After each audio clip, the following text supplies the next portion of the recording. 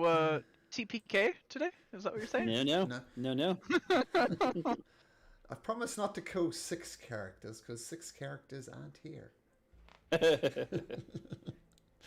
So All the right. brothers need to be sacrificed. We get it. One more button to press. And why isn't that updating? There we go. All right, so welcome back to the Shattered Teeth, everybody. Nice to have you along again. A pleasure, as always, to be your dungeon master this evening. And well, things went a little sideways last week. On a quest for the Prophet. Let's get you across to the map so I can point to locations as I do it. So on a mission from the Prophet from Moorstone to travel up to Dry Gulch to resolve why his silks production has stopped. You took the job in the hope to repair your ship, and even though Armistice isn't playing with us tonight, he desired a strong, a big reason that I'll let him to explain when he gets back to get a ship and get the hell out of Moorstone as soon as possible. Unfortunately, things are never quite as straightforward as they might seem. Redwater, the farm surrounding Redwater, is a bit of almost the bread bowl of this area of the world. All the farmsteads were, or the ones you saw anyway, either had dead people in it or piles of dust, which draws everybody's mind back to the very first time you met each other and were taken as slaves until, in a weird twist of fate, this thing that turns things to dust kind of saved you, but kind of cursed you at the same time. Some of you suspect that there's something up with Soren as well, because this crazy creature tried to dust him. Didn't work. And when you got to Redwater Township itself, which is, as I said, the hub of this farming community, only 5 or so buildings, but there's a mill there for grinding grain, and a lot of dead bodies. Even more disturbingly, some of the bodies, or body parts, were arranged in the shape of Soren. What's up with that? That's a good question. Some of the people came back to life, like you've experienced with, remember good old Sophie and her lack of hair? These people also lack their hair. So, I'm never quite sure whether to call you Revengers or not, but the maybe Revengers group, what would you like to do? So, Rafe did that little speech that I put in chat. You guys want to respond to that at all? Have discussion about that? Why don't you give us a speech again, Rafe? Or the There we go. Yeah, gist of read it to me, please. Yeah, it's like short. It's not a long one. In generally saying this is a cause for us. We know we're not really aligned. We haven't had a purpose together to do something. But this, look at the kids, the dead kids, and the dead people there, and something that's worth doing. And he kind of looks eager to have that focus. Wants to try to. So this is stuff for us to go. We need to go do. I mean, I'm not worried about contracts. I'm not worried about those. Are all, to me, false goals. This has a real sense of purpose.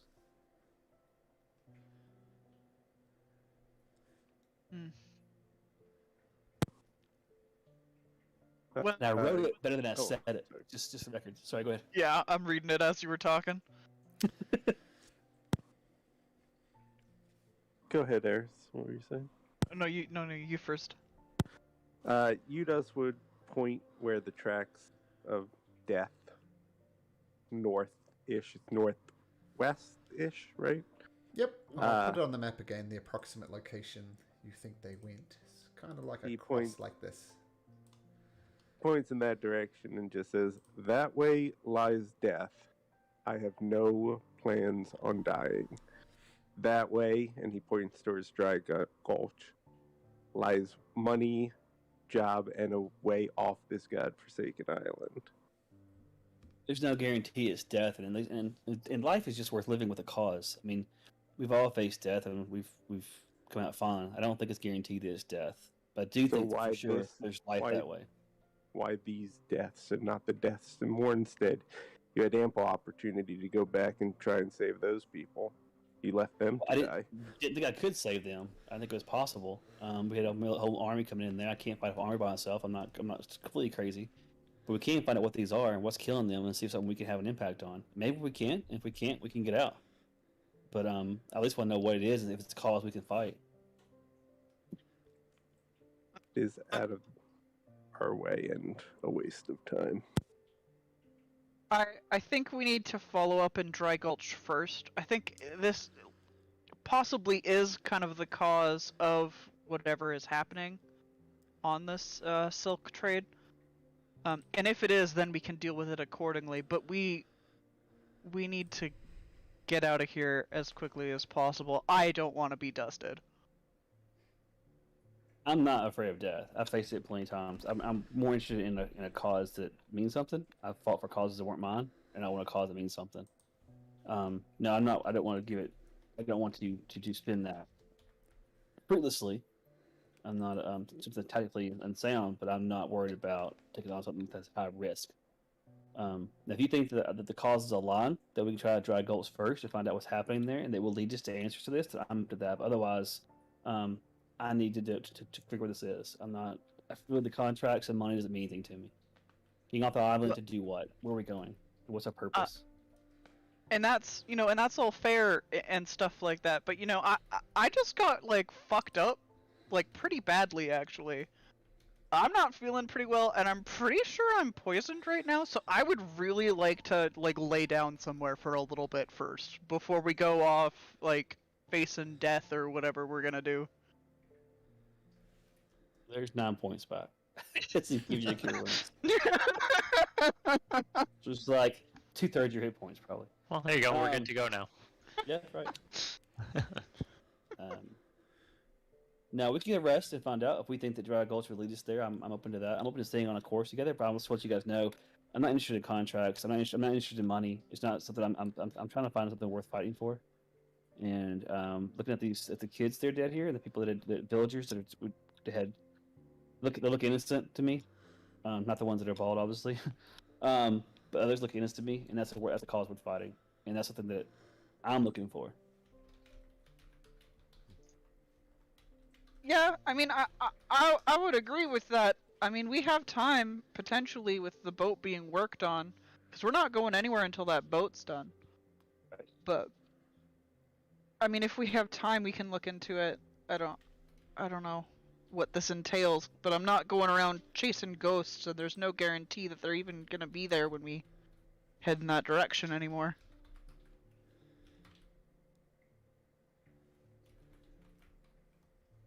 So the suggestion is we go Dry Gulch first and find out what's going on and see if it leads to this path. But I mean, like I said, I'm just not interested in doing things just for money. If you guys that's your cause, then that's not what I'm interested in doing. There's no meaning to me whatsoever. Aren't you a mercenary? I was. Okay. I'm not any longer. I've been a mercenary for a while.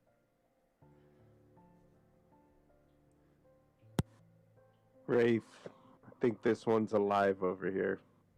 You'll see Udas has totally stopped listening to you and has walked off, but found someone coughing up blood.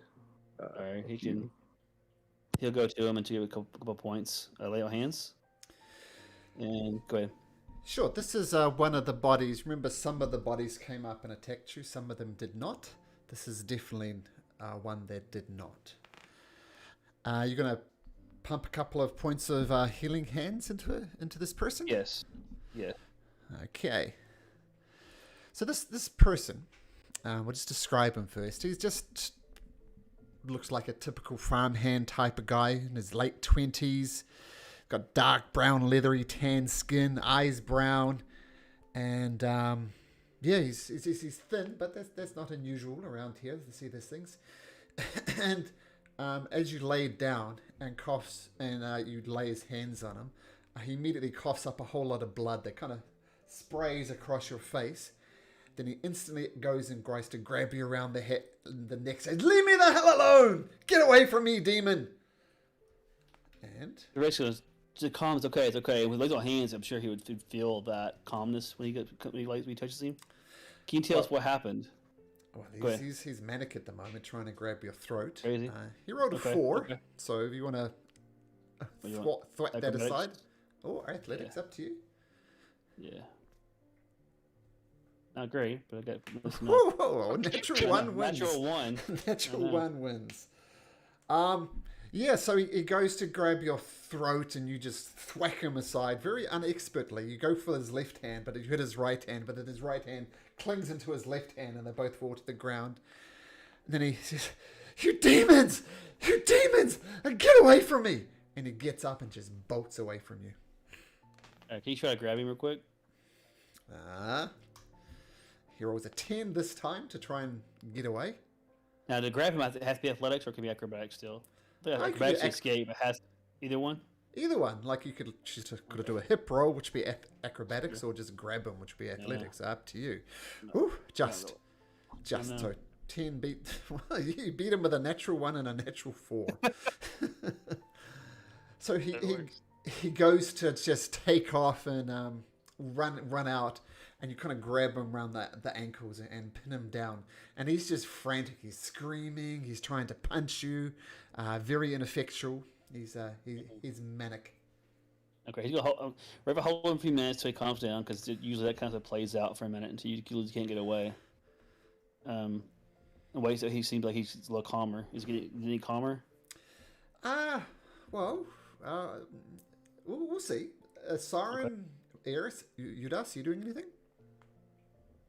If anything, I look like a literal demon, so I'm gonna take a couple steps back. This poor guy. Yes, of course, demon does not equal tiefling, but it's a mistake that's often made. Yeah. Udas? He just kind of asks Soren what he wants to do in all this, Like with the dude or in general? in general. The dude is a crazy he's lost his mind after what he saw. Yeah, no, Soren's just kind of chuckling watching Rafe like wrestle this dude, and what I'm assuming would probably be Mud. Yeah, and it's a bit of a mismatch. You know, the Yeah. seasoned warrior and the skinny farmhand. It's a bit of a mismatch, so amusing. I don't know, skinny farmhands can be a little wiggly, you know, sometimes. So. Not this one. Nope. But Soren will reply like, he's fine going to Dry Gulch to kind of deal with that, because we did promise the guy that we'd deal with this. He doesn't want to go back on his word. And once we deal with that, he hopes that there's some form of way to send like a message, so we don't have to go back to Murstone to tell him we solved it, or at least get him to sign a date that we solved it, so we can get the most money out of this. And then he'd like to follow up with the Redwater massacre, check the woods out, because it is obviously related to him. So You want to hunt down the things that are clearly hunting you. I mean, I don't feel like they're hunting me because they're ahead of us. That is true. But it is directly related to me, and these weird vision things that keep rendering me on the ground screaming are occurring more often, and I feel like they might be related. Yeah, what the fuck is up with that? It's just flashes. I see my dad, and he tells me to find him. The last time he mentioned that he wants me to come find him. Well, I guess we should do that before, that gets us all killed.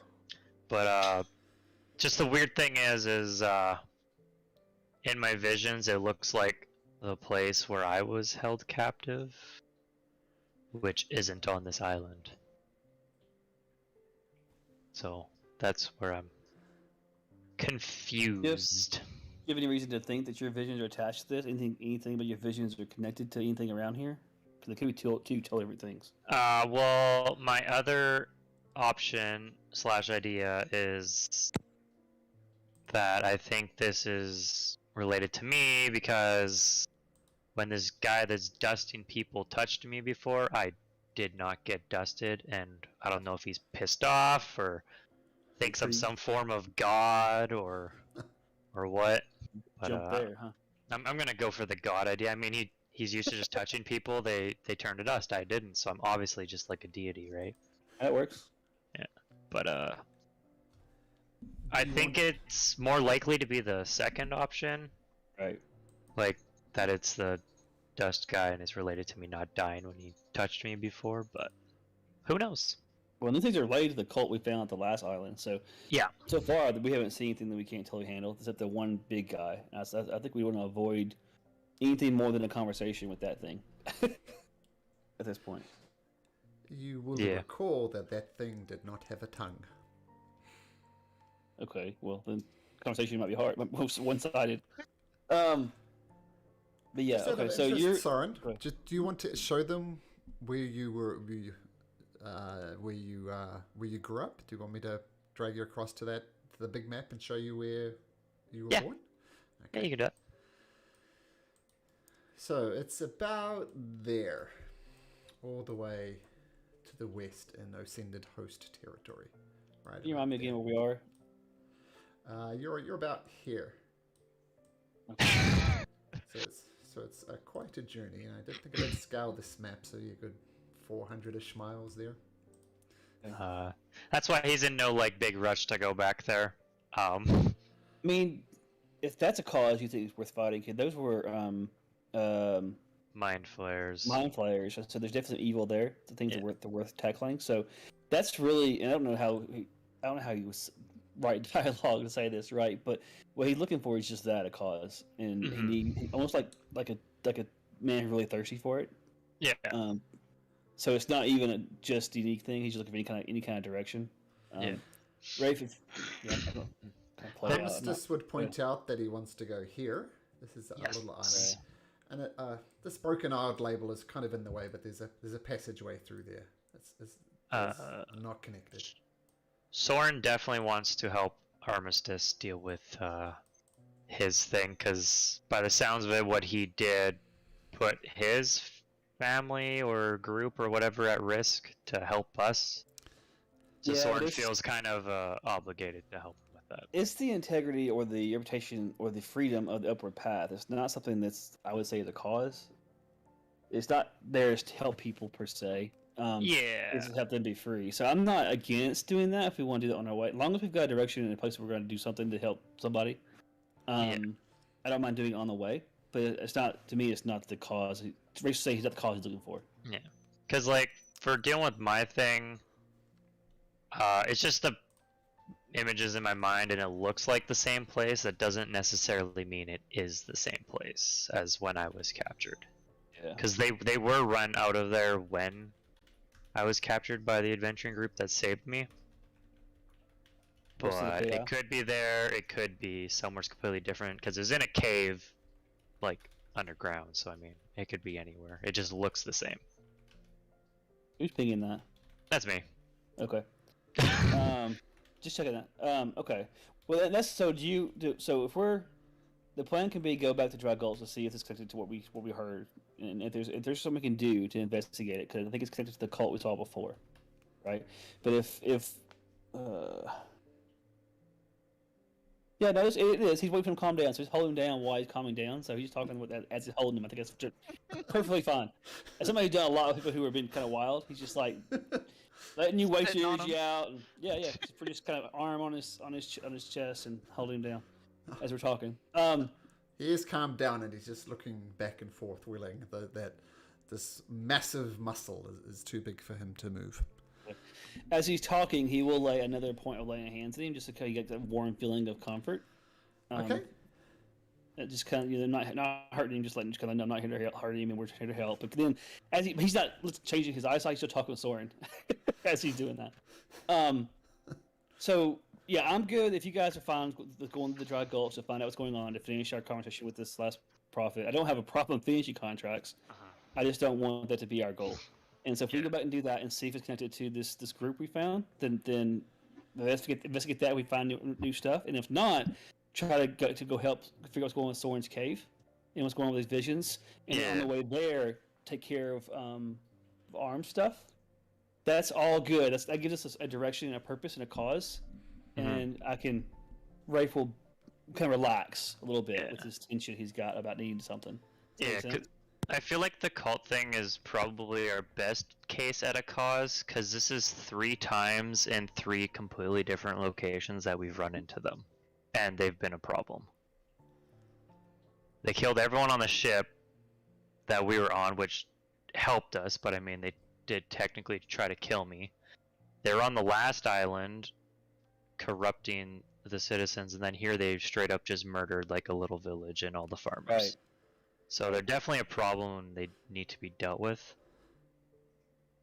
And they're definitely linked to me somehow, because Right. they know my name, and they knew we were going to be passing through here, or else they wouldn't have just spelt my name in corpses Right. if they didn't know we were going to pass through here. Not just corpses and body parts, which is even. Yeah. Yeah. So that itself is concerning, that they know where we are at all times.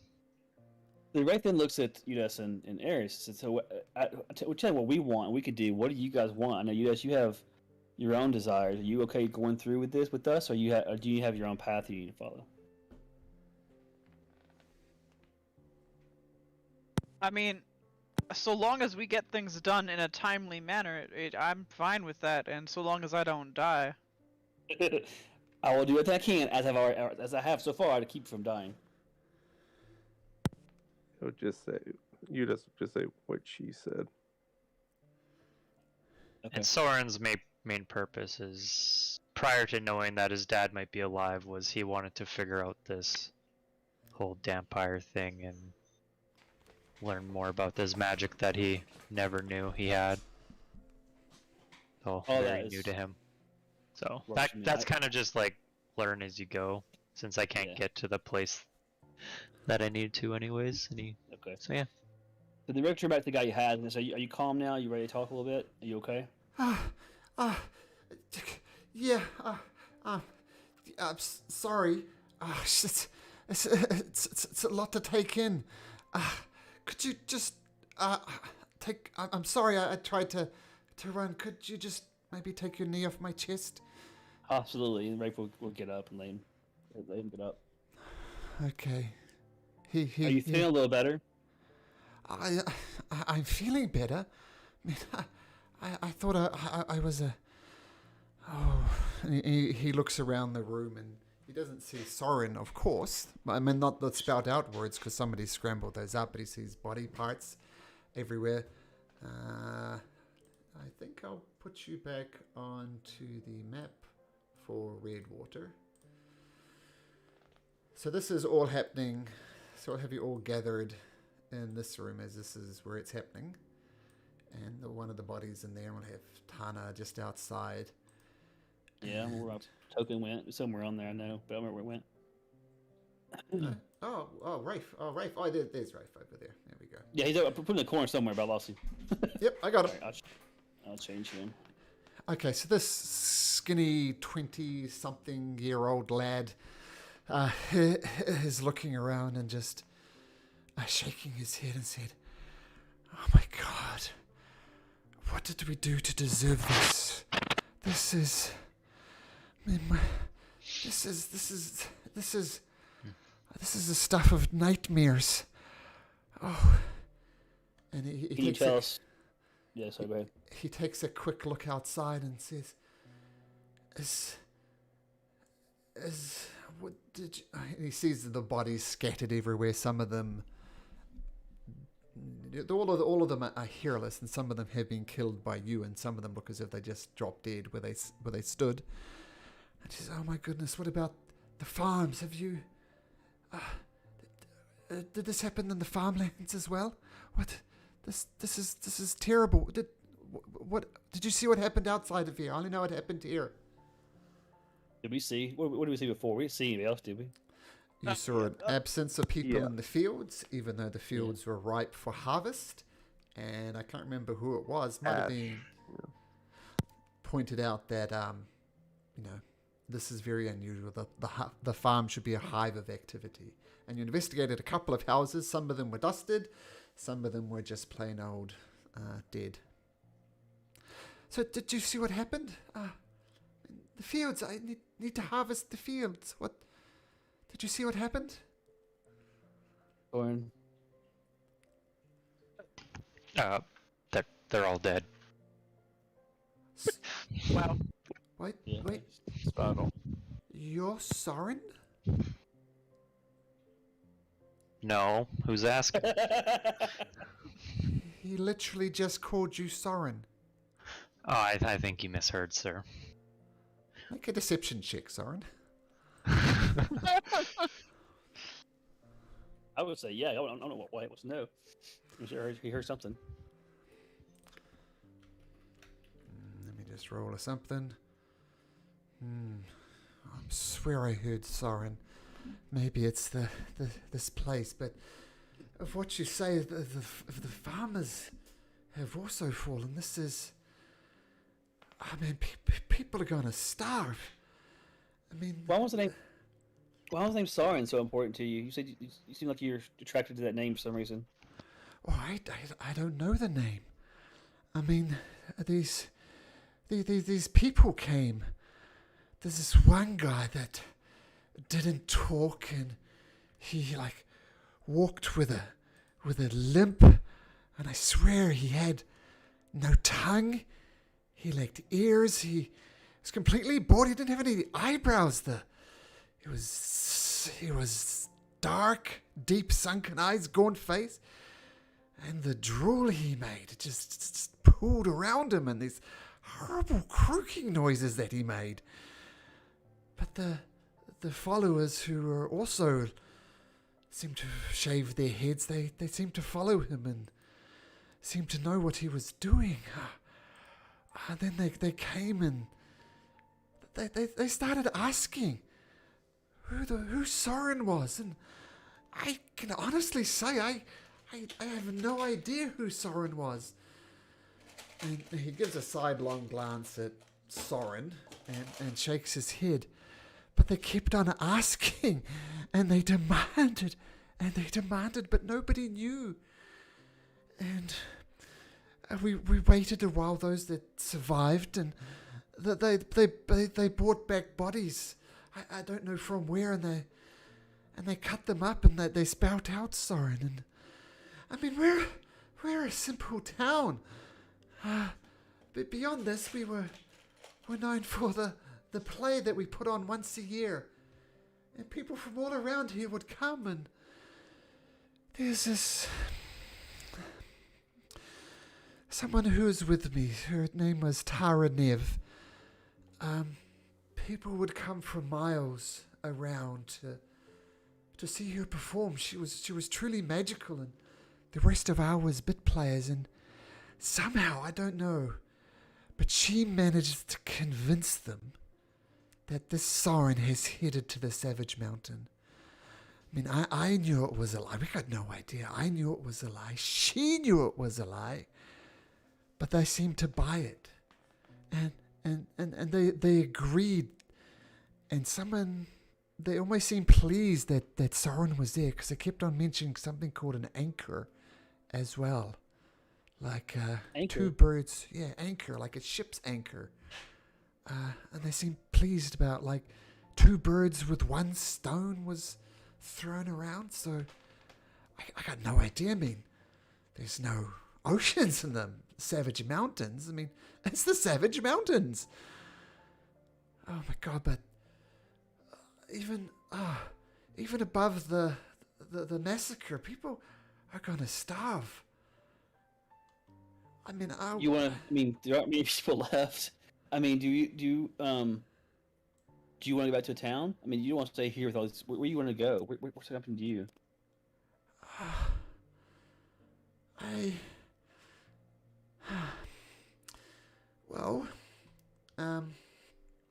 The fields need to be harvested. It's far too large a job for me, but at least that's something I can do. People in both Dry Gulch and Moorstone are not going to be happy. As I said, we're literally the breadbasket for this area.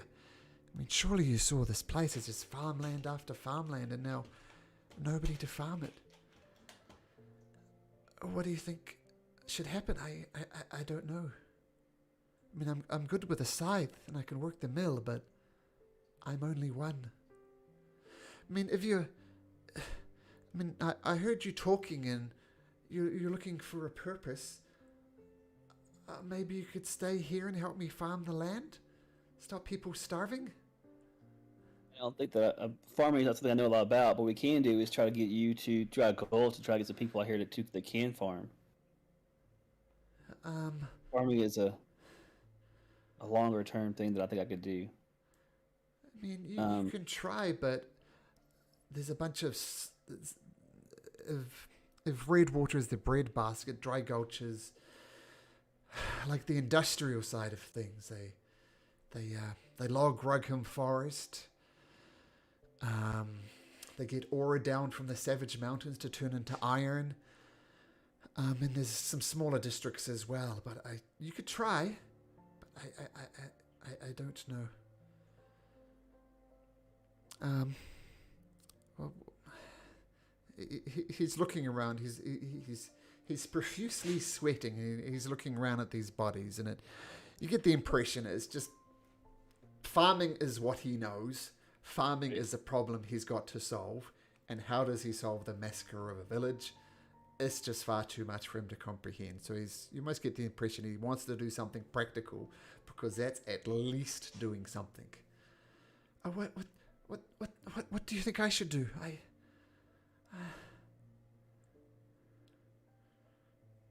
Well, I mean, I was willing to help you get to somewhere safe. You're here by yourself with nobody else around. I thought you want to go somewhere safe, but if you want to stay here and work on your farms, but you can, then we'll leave you to it. Yeah, I gotta. And then he starts stammering and stuttering as he looks around the bodies and he's glancing out into the streets and seeing the corpses here. There's dead to bury. Nothing. It'll attract the rats, and the rats will get the harvest. I gotta start digging. And he looks around and gets a spade, and he's just digging right in the middle of the street, which is a really dumb place to do it, but that's what he's doing. Lend a hand. And digging a hole. Yeah. Yeah. What are we doing? Are we leaving soon, or are we going to be here for a little bit to rest or something? I think we're gonna rest. So. Okay. So then Rafe can try to move him to somewhere more useful, and so maybe we can get something to eat, food in him, or something like that, where everybody else gets a rest. So say that again. You're going to do. Say that again. Well, you could try to get him inside and get the food in him, or try to get him to get the bodies together. He try to redirect him basically away from just digging a random hole in the street. Okay. While everybody else rests, he's going to try to do something with him just to keep him occupied, if you will. Okay, so you put a gentle hand on his shoulder, I imagine, and take him somewhere like far away, at a suitable place that's sort of far enough away from the crops and far enough away from Redwater himself. Okay. So this is much better. He starts digging. I mean, I really want individual graves, but by the time I do that, they're going to be rotten and the rats will come. What do you think I should do? I don't know. I think we get big enough graves for everyone. I don't know if that's even possible. If you have a few that you want to bury, I can help you with those. But then I would suggest you try to get out of here. But if you want to stay here, then I'll leave you to it. But if you're not, I'll get you somewhere safer. There isn't much you can do here by yourself. I have no idea what to do. Just tell me. Well, come with us then, and we'll get you back to Dry Gulch, so you can try to tell people there what's going on, and get you somewhere safe. There's not much you can do here, I don't think. Okay. This is a devastated village. What's your name? I'm Rafe. Rafe. Okay. My name is Daler Haysward. Daler Haysward. Most people just call me Hazy, though. Okay. Yeah, I'll follow you to Dry Gulch. That makes sense. I hope the rats don't come by the time we get back. And That will be the end of the crops, but okay. There's much you can do by yourself, though. Yeah. While Rafe's being nice, what is the rest of you 3 doing? Not 5, but 3. Soren's gonna start piling bodies. Okay. Whereabouts? Are you feeding off this Like- guy's fear? That's the question. Off of like outside of town a bit. I'm fine. I'm in a good place right now. Yeah, this is scratching that itch for you, no doubt. But yeah, I'm just gonna like take all the bodies and pile them out back somewheres, and then I'm definitely not gonna just burn them. Okay. But I'm gonna burn them. Okay, so Soren, yeah, you grab the bodies and take them sort of 100 feet out of town. Are you in fact? And you said I'm not going to burn them, but then you said you're going to burn them. I'll burn them like as we're leaving. In an area that I know like a fire won't spread to like burn all the crops down or a building or something. Sure, easy enough to do. Yeah, and then yeah, as we're leaving with this guy, then I'm gonna burn said corpses. Okay, so you Yeah. pile them up, kind of respectively, not just dumped every. Well, I imagine respectively. Eh, Okay. arms crossed, all that jazz. Okay, Eris.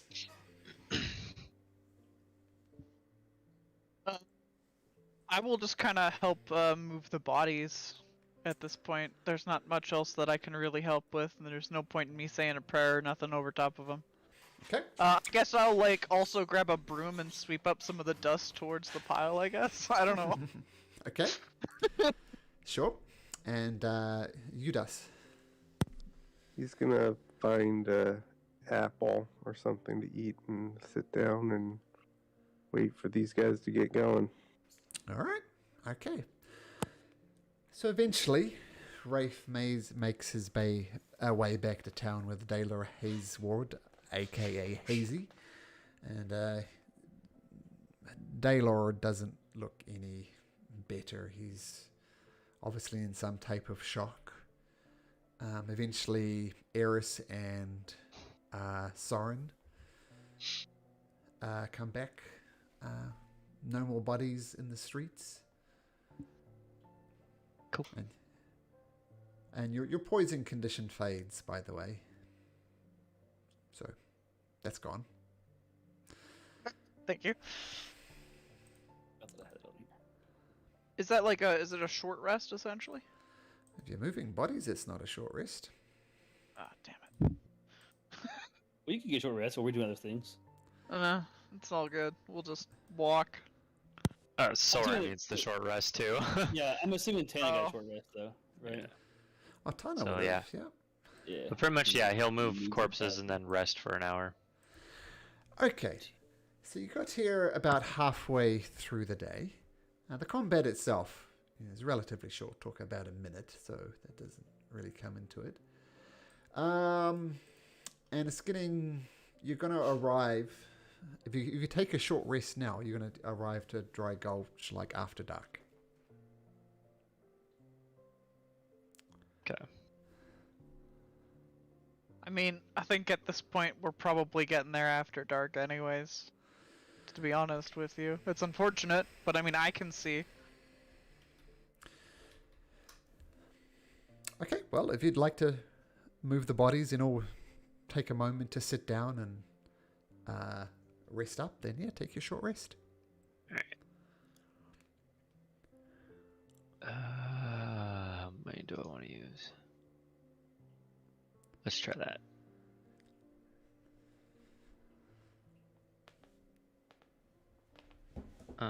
It didn't roll my dice for me. Oh, there we go. No hit points for you. Ah, Where's the button for that again? I clicked short rest. so at the Thought it top would of do the all screen. three, but oh my god, look at me Oh. go! Oh my goodness.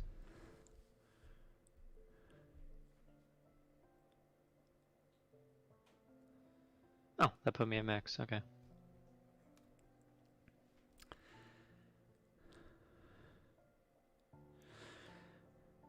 while you guys are resting and mending your wounds, Daler Hazeward, aka Hazy's just got his head between his knees, and you see tears just rolling down his cheeks.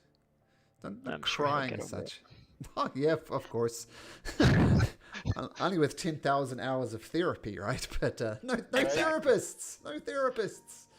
Oh, that's unfortunate. Unfortunate for Hazy. So, yeah, he's got his head down, and he's not crying, but you see that the tears are just coming out. He's a wreck. He seems the true magnitude of what happened to everybody he knew is starting to hit home. Yeah. You're not making that better.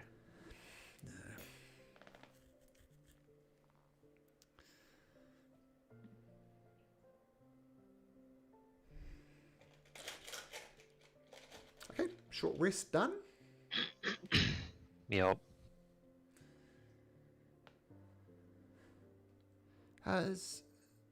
Do we go now?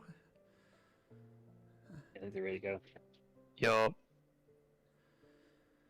Okay, maybe we will get some farmers in Dry Gulch, and they could help me dig some graves. I'm not hopeful, but okay, I'm ready when you are. Cool. And as we leave, I'll just stay back a little bit, and then I'll light the bodies on fire, and then run to catch up to them. And try to keep him distracted from looking back, so he doesn't see the smoke. Tell you what, make me a stealth check, Soren, to see if you can, at advantage. He's got his mind on other things. Stealth. At advantage. Yep, you quietly duck away from him, and you set the bodies on fire, and you see smoke start rising up in the air. I say with your 16 stealth, you dash back, and why don't you make a persuasion check to keep him not looking back? Okie dokie. You get that? Oh, there we go. So, imagine someone says to him, it's eyes forward, just keep looking forward. And he looks forward, he doesn't look back. And you carry on your way. Nothing to see here. Red Waters is very... And you follow the well-marked path to Dry Gulch. Is there anything you'd like to do along the way? At some point, if possible. If not, it can happen later during a long rest. Udas would like to talk to Arius away from the others, but only if it's not super obvious. I imagine the only person riding is Rafe, of course.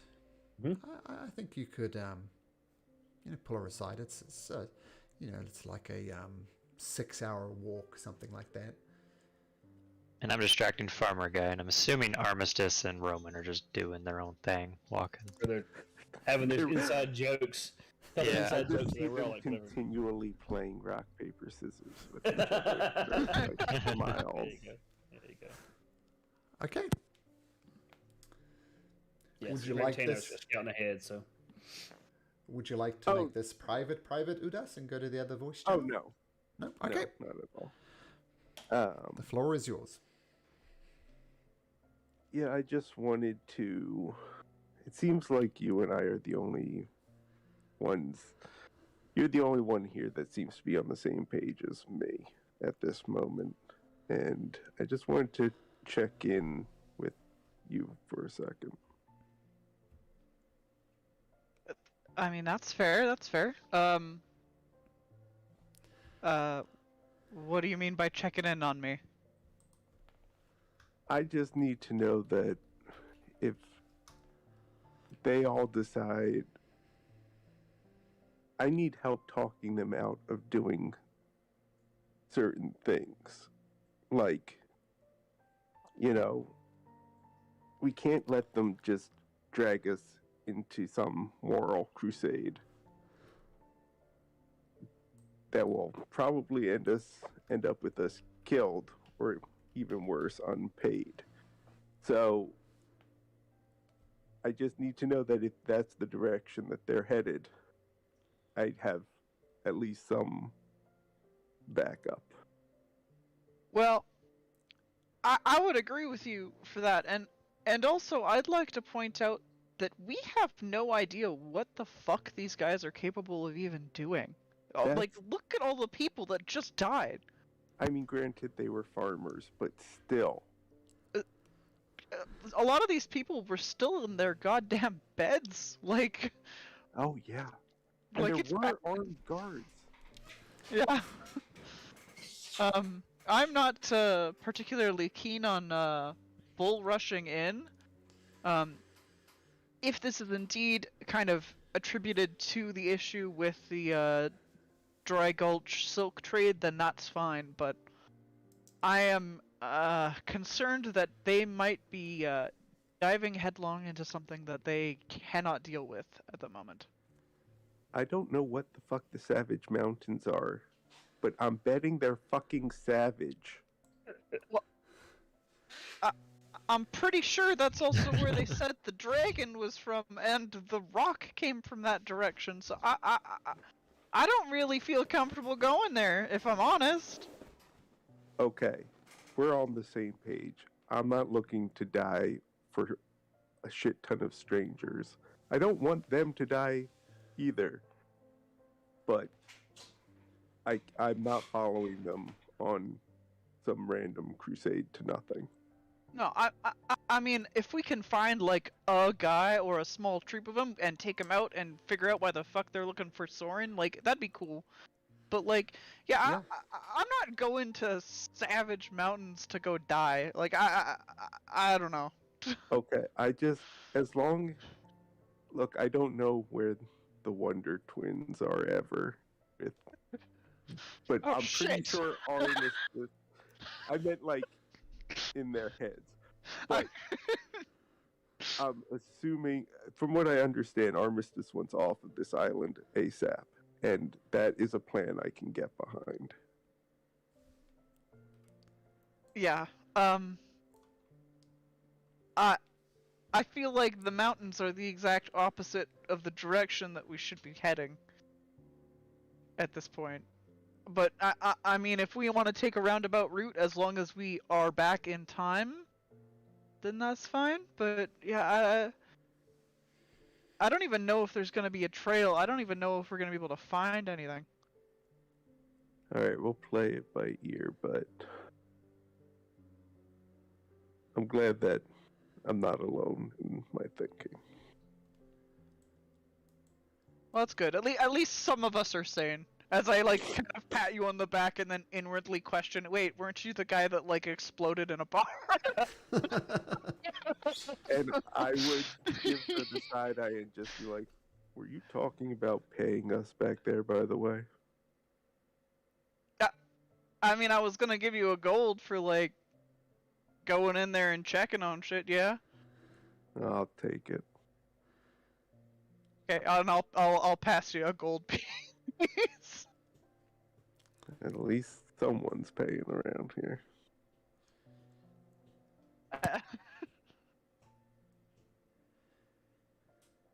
That's yeah, I'm good.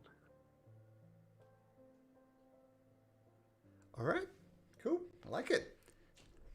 Anybody else? Rafe said his piece. He's out scouting, so I don't think so. Okay. So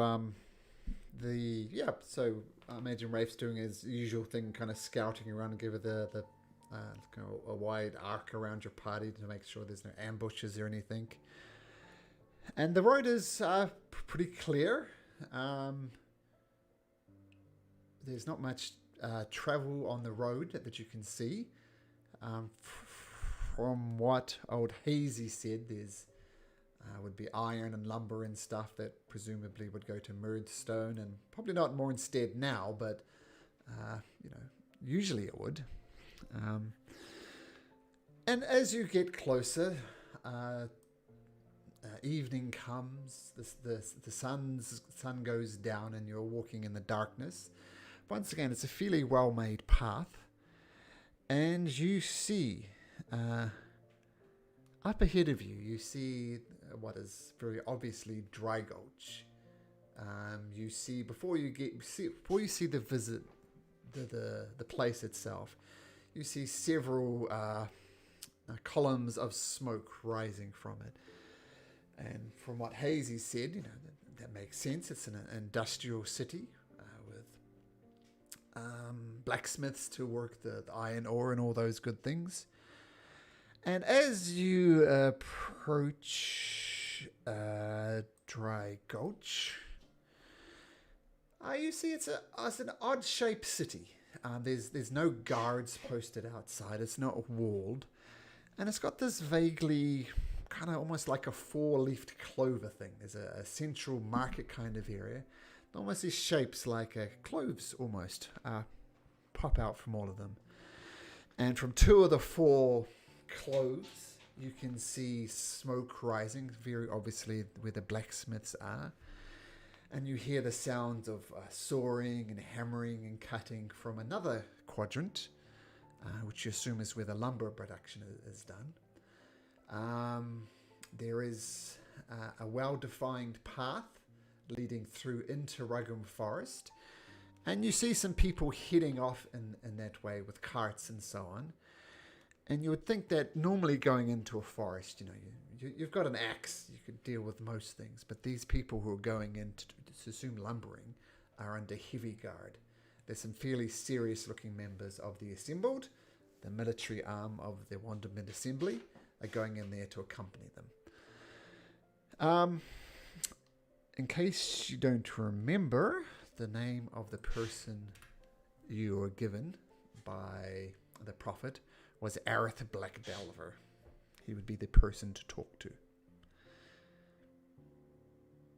Yeah, and inside here, there's also, while Redwater, Murstone, Mornstead were very human-dominated with the odd other race, this one is evenly divided between humans, gnomes, and dwarves. And a smattering of halflings, too. So, what would you like to do?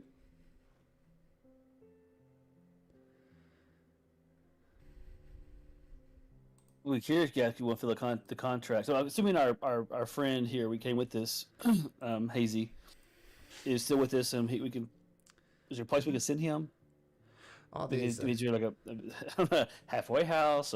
That's so antiquated language, but yeah. Go ahead. There is lots of inns around the place. There's people who Okay, work so- hard during the day would generally want somewhere nice to stay during the evening. Rafe will give him a gold piece, and let him say be on his way to set him up, and wish him the best. This is see you later, right? It's not goodbye. Yes. I mean, I don't know. It's goodbye. I don't know if anything else you want to do with us. We have things we're trying to do here. I don't know what more we can do to help you. So I'm trying to do the best I can to let you find your way. And if you want to go back, you can go back. But you can get some help here and try to seek some help. But I don't know what else I can do for you. I mean, if anything, there might be some like refugees from Mornstead looking for a new place to set up. You could probably like get in contact with some people from there.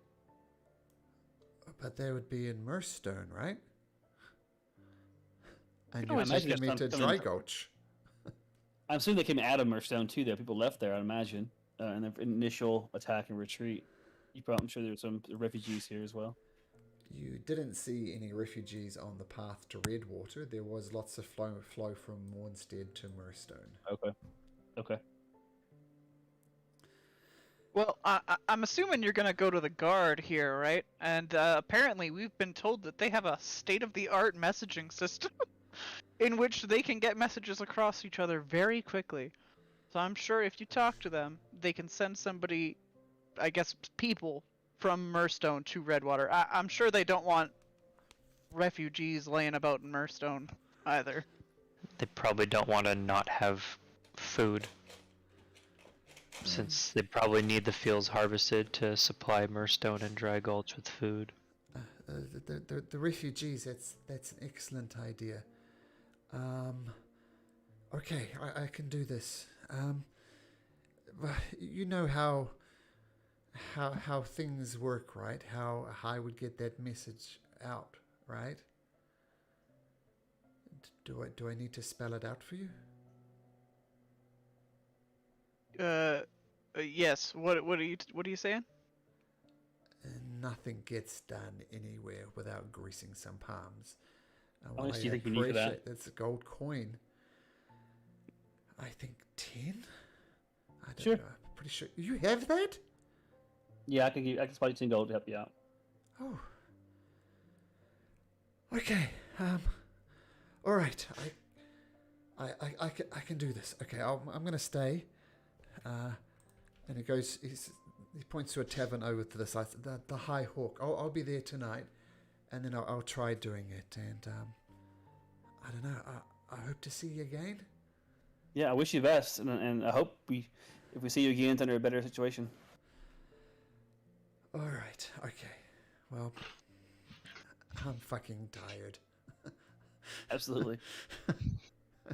And he heads off to the High Hawk. So, guys, what are we doing now? We need to start to go for the profit. You want to find an inn to get some rest first before we see what we get into?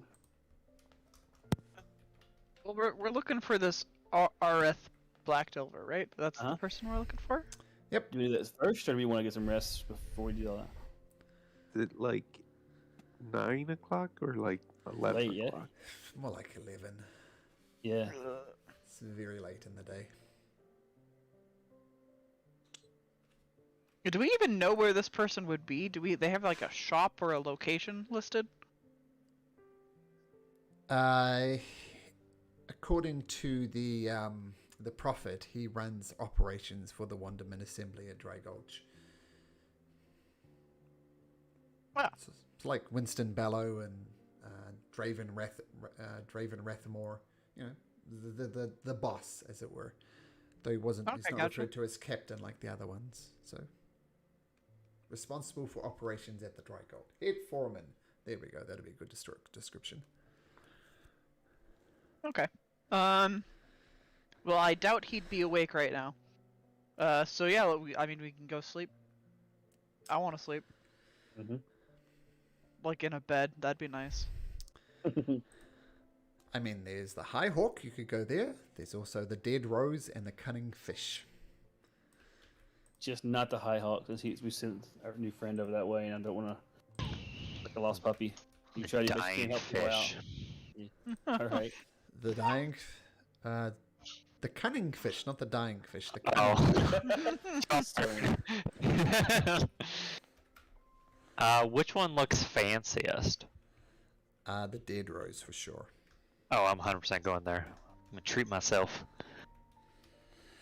Okay, so you head over to the Dead Rose, and it is by far the most upmarket of it. Kind of the High Hawk is the middle of the road, and the Cunning Fish you see is a place you'd go to get drunk, and that's about it. But even at this late hour, there's Jesus. people here.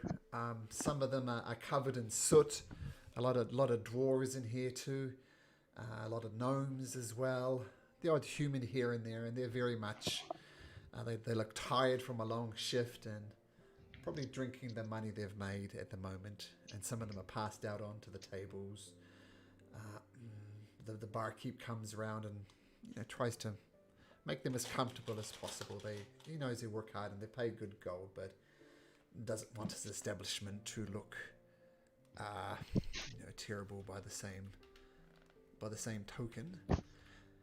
And he sees you come in.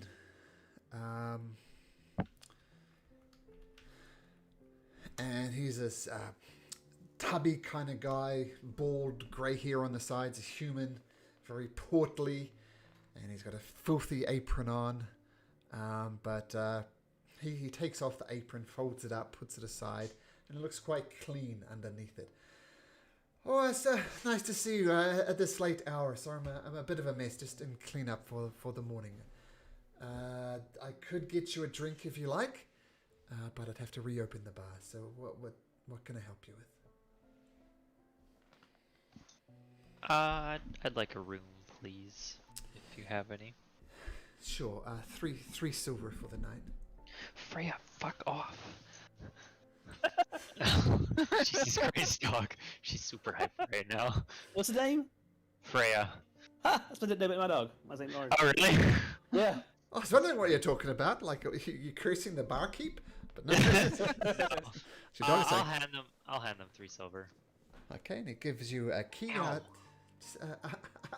I'm sorry if you cut yourself on the key, friend. They do have sharp edges. It's quite sharp, yes. And yeah, what about the rest of you? Would like rooms as well? Yes, please. Yeah. And 3 silver. And, Done. okay, so you hand over your silver. The barkeep / innkeeper leads you upstairs to 4. We'll just leave Armistice and Rafe. They're going to be spending the night checking out the city. That's what they'll be doing. Roman? Yeah. Yeah. Armistice and Roman, yes. And the rooms are nice. The beds are made. There's a wash basin on the side for you to wash up in and get fresh. The bed linen looks quite clean. And it says, yes, checkouts at midday. Enjoy your rest. And he leaves you. So unless there's anything you'd want to do, feel free to take a long rest. Yes, actually, just Okay. we don't have to RP it or anything, but no, I'm just gonna do a couple quick rolls, and what they are is Udas has shut every door and window in his room by himself, and he's trying to activate his rage while no one is around to try and Okay. get some part of it under control, but it's probably not going to work. So, just out of curiosity, it is Well, I don't think you have a problem raging. It's controlling the rage, right? That's the problem. correct. Yeah. So a 6 and a 2. Okay, so he'll be. I don't know what a 6 is yet. Let me check. But the 2, he'll be bouncing around the room. That's the teleport one. Okay. So he'll be trying to do that. And what 6 is 6? Anything 6 is. Oh, you are surrounded by multicolored protective lights. I get a +1 to my AC. So that's just some fun little night light show before I go to bed. Nice. So nothing too outrageous, right? Like, yeah, you can bounce around. That's easy enough to do discreetly. And the light show. The door shut. It's fine. Oh. I was really close to controlling where I was going to teleport. What's the D100 for? I create my own system for his wild magic searches. So if it was a 15 or under, it would have helped him control it, and the DC next time would have been 20 and under. Oh, nice. Nice. Cool. But he failed, so weird shit's gonna keep happening at a more frequent.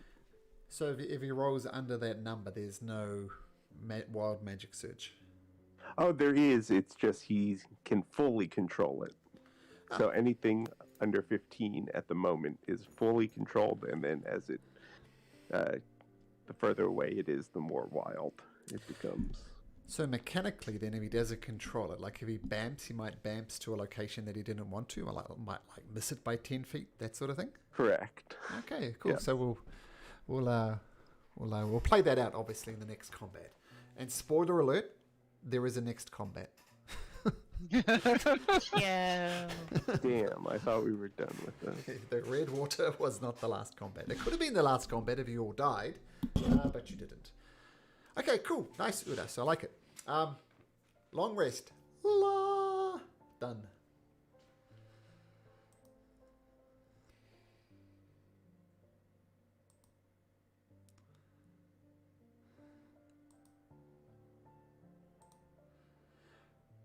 Oh my god, spells. I finally have my spells back. Okay,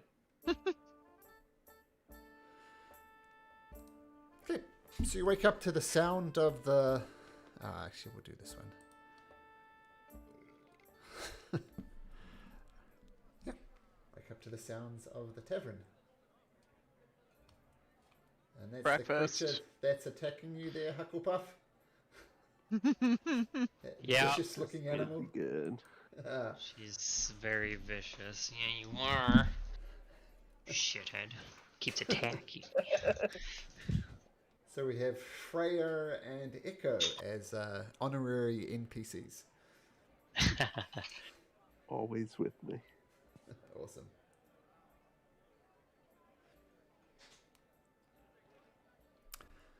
Okay, morning comes. You get that beautiful, beautiful, beautiful long rest. What would you like to do? We'll say you all meet downstairs in the tavern, which is coming to life again.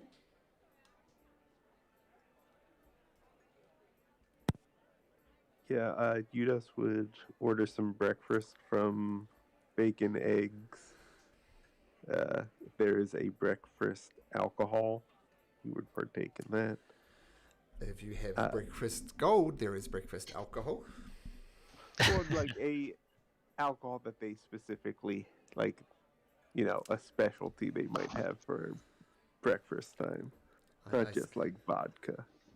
I said it was a nice establishment. I didn't say it was a Ritz Hilton. Fair Ritz- enough. whatever it is. He wants some Baileys in his coffee. Yeah, pretty Yeah. much. In that case, he'll just ask the bartender or the guy behind Mhm. the bar if he knows Areth.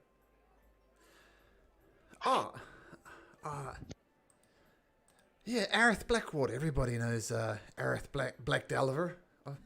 Even though I said his name wrong. Yeah, Areth Black Delver, yes. I see. Where can we find him? Well, he's an interesting character. I mean, he's technically responsible for running operations here, and he does a good job, but most of the time you can find him swinging a hammer, working the oar. He's an odd character. He loves working, and working's what he does. All right, then. So, look for him there. Look for him probably in the Widow's Leaf.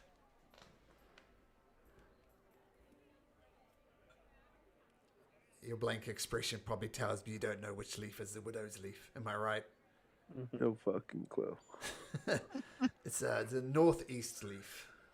You probably noticed we've split up into 4 distinct districts. Yeah, to the northeast leaf.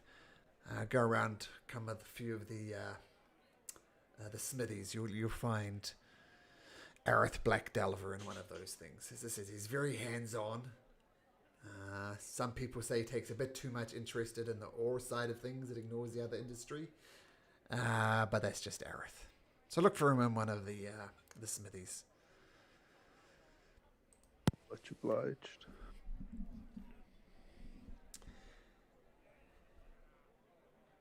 And if you want Yes, then a he'll nice, just enjoy. yep, the if you want a breakfast, it'll cost you a silver. If you want your coffee spiked, it'll cost you 2 silver. Out of silver. You got change for platinum? Nope, that was all my silver. No. Oh, tip. that was all your silver. Okay. That was it. That's all I had.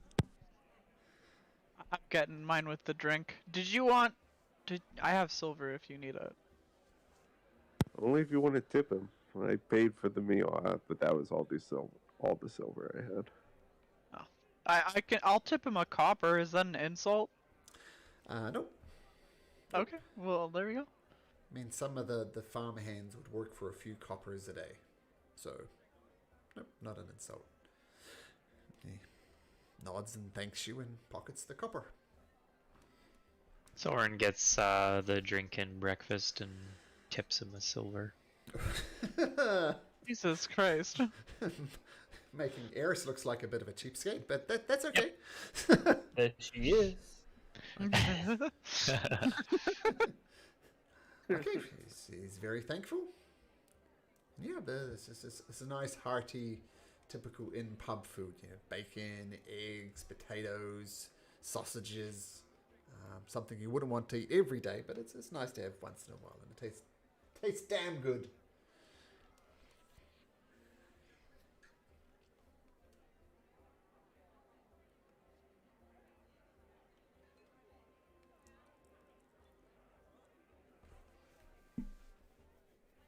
Is there like any market quarters here? Or is it just fully like industrial shit here? There is a market right in the center of Dry Gulch. Like it's almost like a pin that holds these four leaves together. If you can imagine it that way, like a flower, and this is at the center of the flower. But yes, there's Okay. a market. I would like to go there and kind of inspect what is all going on there, because I'm assuming their silk trade or whatever is all kinds of fucked up, like both ways, right? Like there's got to be shortages here. Is that what's happening, or is it made here and then shortages in Murstone? Well, having a look around the market, you see lots of iron goods like shields, swords, armor, that sort of thing on display. You see like a lumber mill with lots of treated bits of lumber. And you see there's a place that looked like it would normally sell silk, like it says Silk Traders, but there's nobody there and there's no silk there. Okay. And that's kind of just like a stall? More like an area inside, more than just a store, like a whole block almost. Huh. It's small in comparison to the lumber and the metal, but it's still sizable. Is there any other industry that seems to be affected other than the silk? Nope. The mill, you see the sawmills in full production, and judging by the smoke that's pouring out of various blacksmiths, no stopping the iron industry.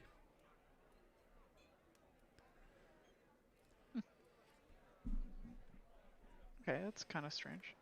Yeah, I guess go find Aerith wherever the heck he is. She is. I don't know if it's a.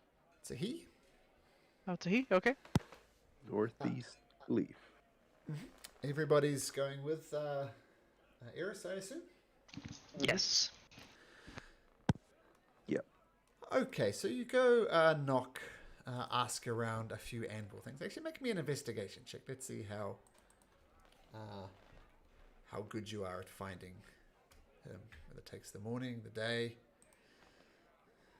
Eris, you're leading this. You roll. Ooh, find him That's your pretty thing. pretty quickly. You do find him at a place called By Hammer and Tongs. I asked some random person on the street. Oh, Aerith! Yeah, that's him over here. The guy, the dwarf with the black hair. That's Aerith. Cool. And By Thanks. Hammer and Tongs, if it wasn't obvious, was the name of the blacksmith. Okay, and your eyes all obviously go to Aerith Black Delver, and he's a dwarf.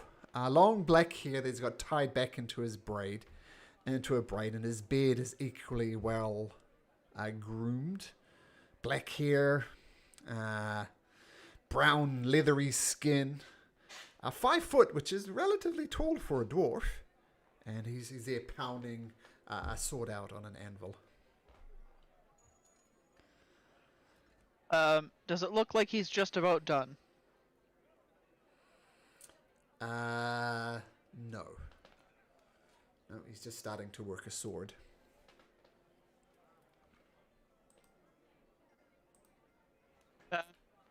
I'll kind of like walk over and like knock on like a nearby wall or door or whatever the heck there is here and go, can you work and talk at the same time? Just hold on a second, miss. Hold on a second. And just a second. And he bangs the sword a few more times, and is red hot. Then he beats the redness out of it as it gradually goes down. Then he takes the sword, dips it in a huge barrel of water, and says, And he kind of pulls back these black glasses that he has on and says, what is it, miss? What can Aerith do for you?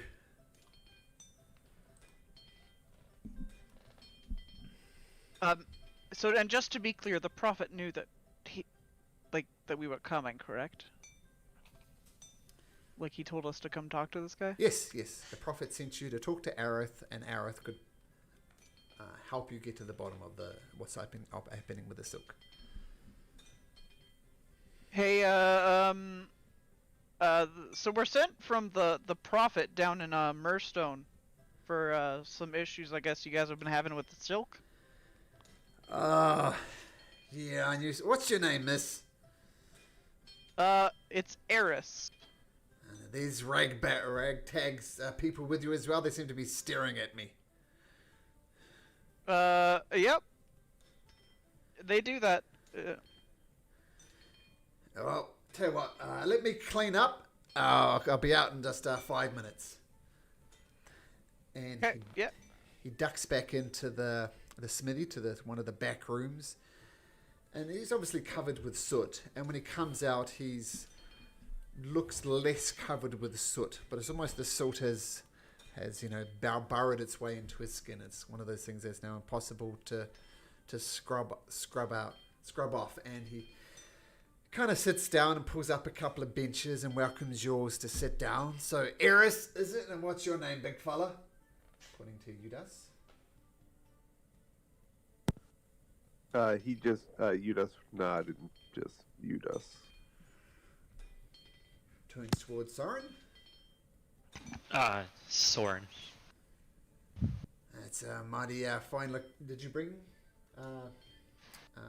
Tana along, Rafe? Of course. Oh, that's a mighty fine horse you got there. How are you for horseshoes? Can I get you a couple of horseshoes? Well, 4 horseshoes, of course. You good for horseshoes? I have no idea if he needs horseshoes right now. I think he's pretty mostly natural. I keep him trained pretty good. All right. Never hurts to ask. So, what can old Aerith do for you?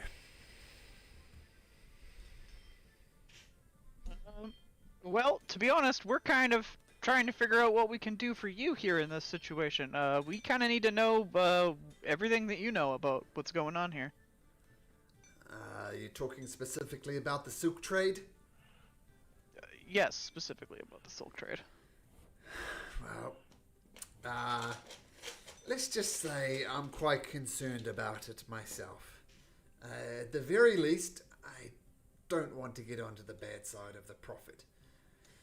From a technical point of view, he has zero political power at all. He's not an elected official.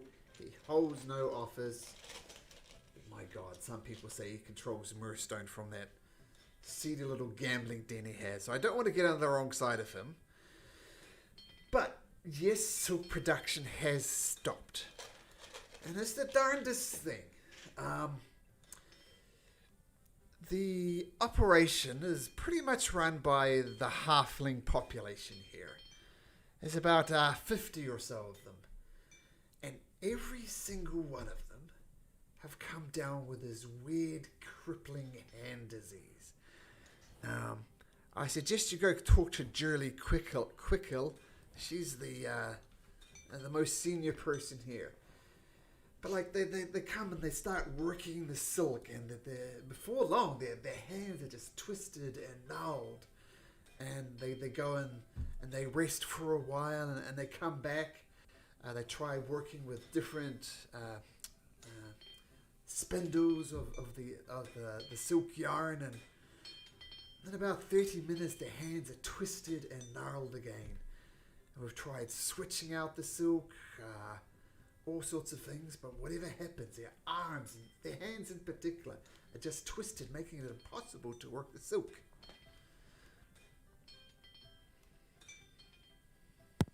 Is it just the gnomes, or has anyone else tried to? Well, not gnomes, friend, halflings. Oh, but, halflings. Sorry.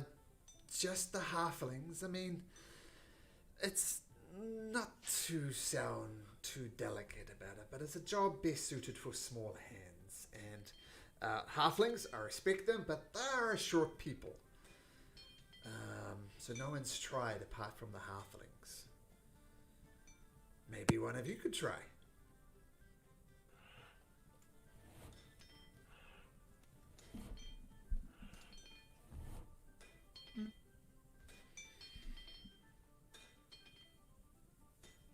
Fair. Okay. Okay. So this this Jurley Quickle, where would we go to speak to them? Well, you'll find her, says Malcolm, casually looking things up in his notes. You'll find her in the respite leaf. Now, the respite leaf is where you find her. I'll give you some simple directions, but in case you don't know, this is pretty much where people live. Not much industry going in there, but this is where the silk production happens as well. So go visit Jurley. I'm not sure how much I can help you with.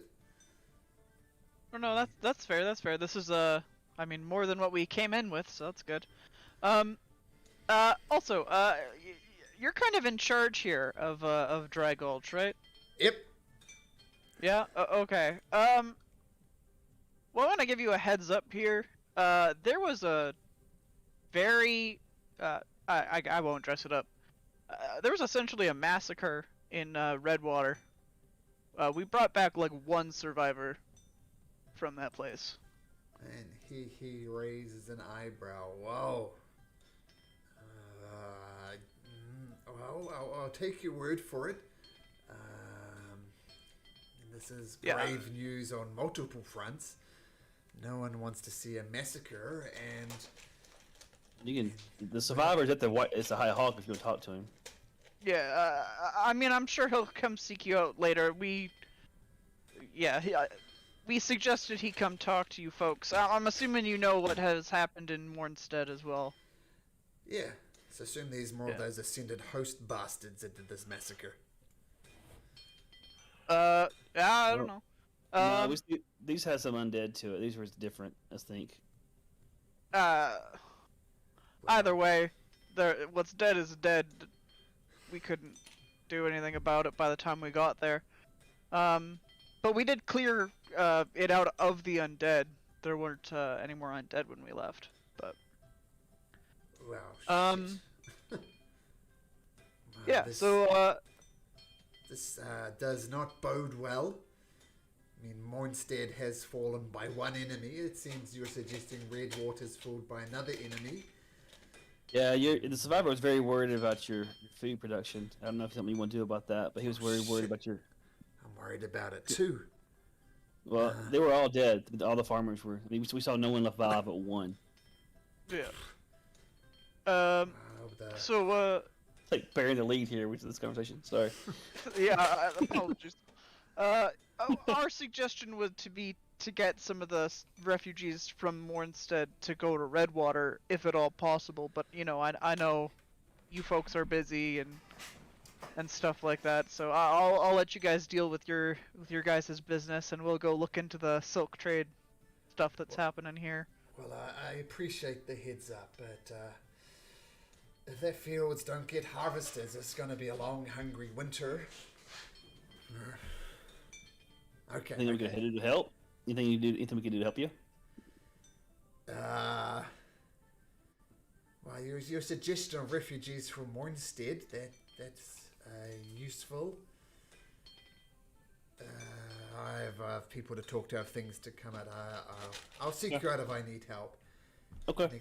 He kind of dusts himself off, and you notice that the sword he was working on is now effectively half finished, but he dashes off to go talk to whoever he wants to talk to. Because he's right there, right? The Wanderman Assembly has been attacked by two different forces. That's kind of bad news. Yep. For them, I see a lot of money to be made. Ray just rolls his eyes. Money. So, Jurley, I guess we're gonna go find. Okay. Okay, so you head off to the respite leaf, which is kind of the direct opposite from where you were before, going through the central market once again. Things are bustling there, apart from the silk area, which is just completely closed down. And following the directions from Aerith, Black Delver, you find Jurley's house. It's a 2-story place with a nice brightly painted red door on the front.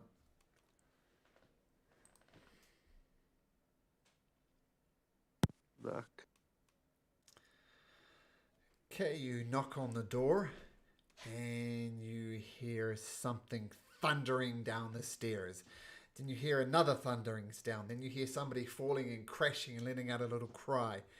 And these 4 children, you all hear them fighting for the door, and they swing it open. And they stop and they look and they see this massive horse. They see this...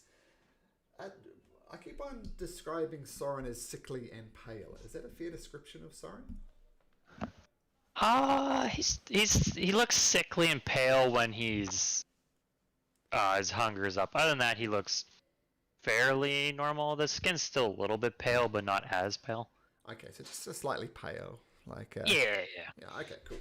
Okay, but obviously when you don't get your fix, then we'll switch to the sickly and pale thing. But he sees a pale figure of Soren. He sees a massive figure of Udas, and he sees a pink Eris. And the kid says, "Mom, there's a pink person, a white person, a horse, a brick wall of a man, and a guy looks kind of grumpy."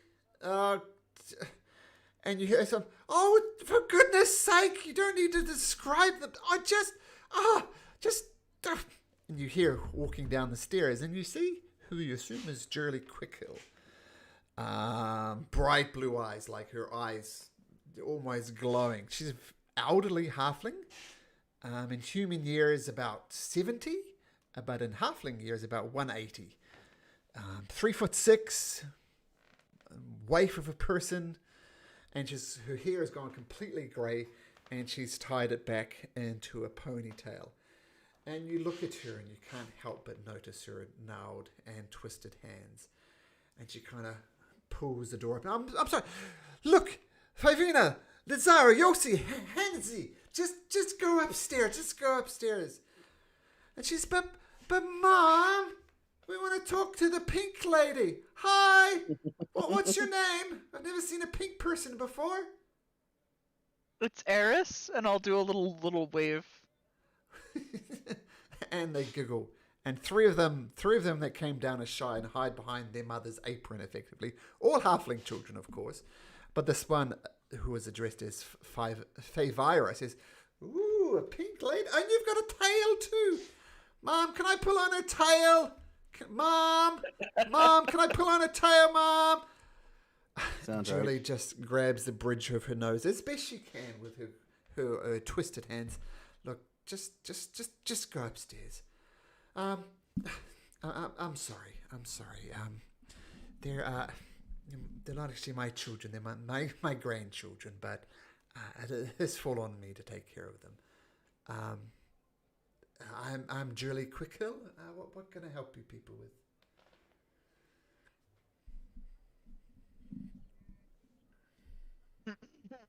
As I look over at everybody else who's being extremely fucking quiet. Okay. I was earlier. Well, I'll just staring at this small lady. We were sent to talk to you from Aerith. We're here looking into the silk trade stuff.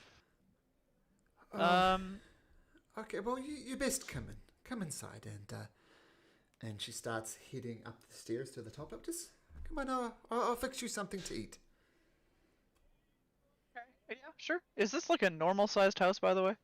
Yep, just Okay. Yep, it's not particularly big, not particularly small. I assume the rest of you go up. Tana is tied up outside, I assume. Of course. Okay, so you all go up the stairs, and you see there's more than the 4 children that ran down to greet you and were fascinated by this pink lady. They're all dashing around and jumping, and crashing into things and crying and recovering quickly and thumping each other in the great tradition of children everywhere. And you count at least 8 of these things. And at the center of this storm is Shirley. And she says, I've a bit of a specialty, actually. I do make some rather delicious butter cookies. Should I whip you up a batch? No? Silly question. Let me start whipping up a batch. And she invites you to sit down around this massive dining room table. There's plenty of chairs. No one's here is particularly short, so you sit down, but your knees are pointing up. There's halfling-sized for obvious reasons. And you see her start grabbing things and trying to mix things together to make you these butter cookies. And she's really struggling, given the state of her hands. And what are you prestidigitating? Oh, you're just oopsing it. I was gonna go look at it to see if I could help, but I accidentally clicked it. I think we'll call that a butt spell from now on, as opposed to a butt dial. It's a butt spell, accidentally cast. I don't know. Well, can you? Doesn't look like it. I can flavor it. I don't want to fuck with the recipe though. I feel like she'd be mad. Yep. Well, she's struggling because it's hard to do these things with gnarled hands. Yes, sir. My name is Shirley. What? So you said you're interested in helping out? We're looking to figure out kind of what's happened, and why it's happening. Would you happen to have any insight on that? Well, and she holds up her hand and says, "Well, you see, this is what happens when any of us try to work with the silk. Our hands become gnarled and twisted." And with the looms and the working of the silkworms themselves, it's just impossible. I mean, it is a skill, and we're the only ones who can do it, but now we just can't. So I don't know. I mean, I tried to work the looms last night, but after a couple of hours, this happens and she holds up her pathetic hands. I mean, they'll be right in a day or two, but we're at a complete loss. So, Rafe will take her hands and she'll allow him and try laying on hands to see if she can help some of that. At least feel better. Okay, as you approach, she dusts off her hand, gets the flowers off, and she reaches out your hands to her. Mm-hmm. Yeah, take 2 points. Try that. 2 points. Her hands start coming together, and that is wonderful. Thank you. I mean, there are about 50 of us that work the silk, the silk looms. I don't know if this is permanent or not, but I'm pretty sure you're not going to be able to do that to 50 people. No, I was trying to give you some relief. Do you know what causes this? Is it natural or something else? Does it always do it this way? The only thing I know for sure is that when we start going into the silkery, I'm going to make up a word even if that's not the word. When we start working it, but within a few hours, this happens. Did it always do that? Yeah. I mean, we've tried. We've gone back and forth, and we're obviously happy when our hands got back. We thought it may be a one-off thing, but whenever we return, this happens. And now she's got her hand back. You see her, she's just an absolute gun in the kitchen. She's rushing around, measuring things in spoons and heating up her stove. And it's almost like ballet how great she's putting this meal together. I don't know much about making soap. This doesn't seem like making soap should cause it to happen naturally. Am I wrong? Well, do you want me to explain how we make silk? Sure. Well, there's a cave just a little bit kind of under the Ruggum Forest. Inside there is where we grow the silkworms. The kind of we're not wanting for silkworms. There's plenty of them. They're in a fairly confined area, but there's plenty of them, kind of hanging around the stalactites. And when they're come to of age, when they've grown up enough, we start feeding them some simple bay leaves, and that tends them to start molting, and then they stop. We feed them some more. They molt again. We feed them some more. And after 3 of these cycles, there's an abundance of silk thread on it. Someone worked it out. You can get approximately a mile worth of very thin silk from one silkworm. Now it's very thin, of course. We have to weave it together. So we take the silkworms from the cave. We drop them in a big vat of boiling water, which unfortunately kills them, but that makes it much, much easier to take the thread off the silkworms. And then we weave it together to a long, thin strand. We dye it and colour it as appropriate, and then we put it through the loom.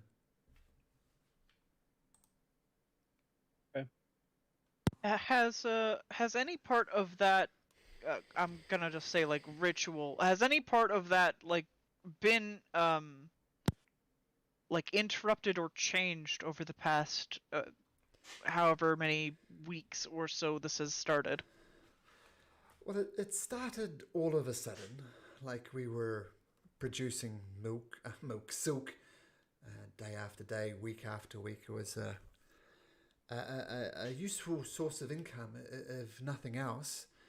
But now the silk has dried up, the income's dried up, and she looks around and sees these 8 or so kids. Like, I don't know how I'm going to feed them, and I don't know how the other 50 people who work there are going to feed their children. So, I mean, we just want to make a living. But people's livelihoods are on the line. Like miners, these children might go hungry. And I don't mean to make it about me, but there are other people around that are in similar dire needs. But to answer your question, it started all of a sudden. These crippling hand things started, and it's continued on ever since.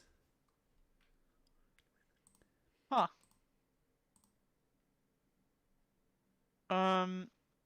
And nothing changed like in between that point? Like when it first started? Like who was the first person affected, I guess is a good question. Well, it all kind of happened at the same time. I can't say it's a particular one. Like we're all working in the factory there, and one lad started complaining. Then a lad said he had the same thing. His fingers were getting stiff, and before we know it, we're unable to even continue. Okay. Would you mind if we took a look around like the I think you called it the silkery? Yeah, of course. Of Okay. course. And if possible, could we go to this cave as well? Just to check, obviously not to harm any of the silkworms. Of course. What would you like to look at first? Probably Honestly, the silkery, right? I think the cave. I think it's something cave, to I do agree. with the silk itself. I agree. Has anyone tried to make the silk outside of the silkery? No, because we have the machines inside there. I mean, the machines are portable. We could move them outside. I agree with someone. I think it's something to do with the silk itself. Something's changing about how the silk's being made or produced or something. I think we Maybe need to- Maybe it's something they're eating and it's affecting their hands when the silk is made. the water or something from the caves. I mean, something really weird is going on in the Savage Mountains. So I wonder if the caves lead back that direction. Yeah. I don't know. I mean, it'd be a long. I mean, it's just inside, just to the north of Dry Gulch, just inside Ruggum Forest, kind of underneath there. Yeah. So it's right there next to the Savage Mountains. Then. Like Right about Cave is. there. Yeah. Yeah, I think let's start and check out the caves and see if we can see what's going on there. Okay. And then... Does that work? Iris, you had something? No, no. I can take you there. That's fine. Miss, you were saying something? Are you okay with taking us there? I mean, you've got your grandchildren to take care of and stuff. I don't Well, I want to have to- impose. Well, I can just ask my neighbour to watch them for a little while. I mean, as you can see, they're quite a handful. Stop biting him! Stop it! No biting! They're a handful. As I said, they're not my children, they're my grandchildren. Yes, yeah. But let's just say their mother and father are not around to take care of them. And we'll just leave it at that. Let me just get my neighbour. And she rushes off, knocks on a door and asks her neighbour. You see some type of exchange of coin. And the neighbour brings her 2 or 3 kids and goes with the Julie. So Julie, just an hour, right? Just 1 hour. I can't handle them for longer than that. And Julie says, sure. Okay, quickly, follow me. Yeah. Charlie, That get hurt. my finger. That hurt. It's going to be one of the earliest internet memes. But yeah. And Julie rushes off. She's obviously needs to be back fairly quickly. And the Ragum Forest, you see, is quite close to the edge of Dry Gulch. You notice a lot of cut down trees. It seems as if all the tall, thin trees, like a pine trees, have been taken from the edge as best they can. And now, what was obvious from before, they're having to go deeper into the forest to get the type of wood that they want. And why they have the guards, well, you might have to inquire about that. But, and she takes you to a cave, and there's a big sign across it saying, silkworms do not enter without express permission from Julie Quickhill. She says, well, that's me. If you enter the cave and just follow it down, you can't really miss it.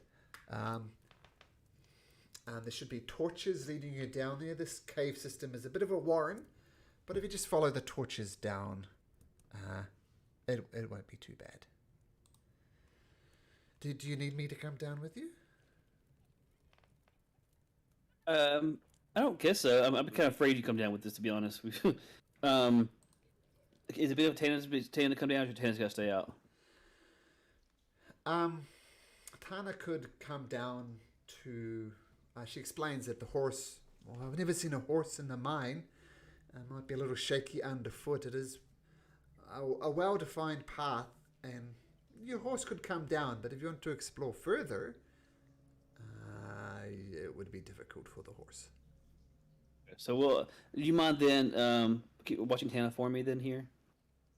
He's pretty good. Just you stay here, and Tana stay here with you. I gotta get back to the kids. Okay.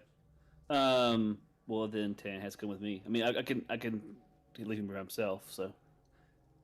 I don't know if I could walk him back. Would he allow that? Yeah, if you lead him, he should be fine. He's a well-trained horse. You still try to ride him. Don't let anybody else ride him. Make me an animal handling check. Sure. To convince Tana to go back with this thing that's... Yep, that's good enough. And Julie grabs hold of the reins and says, what's his name? Tana. Okay, Tana, come with me. And Tana seems to like her with a general nice disposition. And come back, and I should have your... the cookies will be ready by then. Come back for cookies. Okay, thank you. Okay, see You you left guys. the stone on? That is not good. Sorry. Continue. Continue. And you go down to the cave, sort things out, come back from the cave, and you notice the entire leaf over there engulfed in flame as somebody left the stove on. Right. Alright, so you're heading into the cave. There's torches there that have remained lit. You suspect some type of continual flame spell or something, because you suspect there's no reason for anybody to come down here because there's no need to harvest silk. But you follow it down a good 300-400 feet, constantly descending as you do, following this very well lit. But you see lots of paths, going up and down around you. But it's very easy, and you come across this largest cave with like hundreds of silkworms you can see. Some of them have got silk around them, some of them don't. And they're all kind of up on the ceiling about 20 or so feet above you, and kind of mixed in with the stalactites. And you see some ladder systems, some ladders that are around the thing, which you could climb up and provide easy access to the silkworms.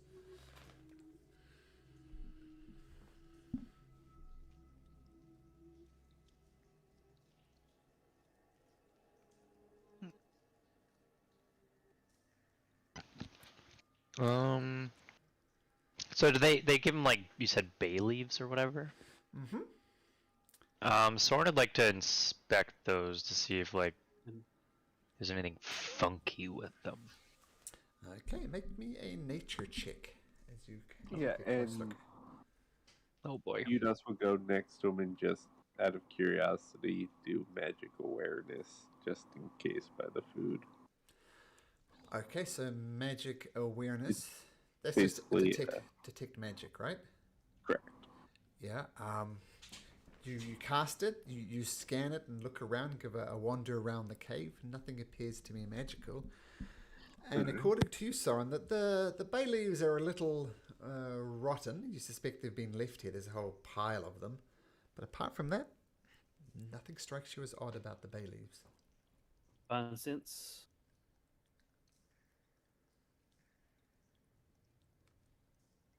Yes. I usually find sense anything. Oh, around- sorry. I only heard Yeah. sense. Divine sense. Yeah. You do not detect fiend, undead, or celestial. And the last thing was on is object has been consecrated or desecrated, Nope. as with the hollow spell. Nope. It's not consecrated or desecrated ground.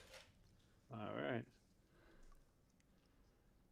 No, Well, I'm telling you, the Silkery is haunted, guys.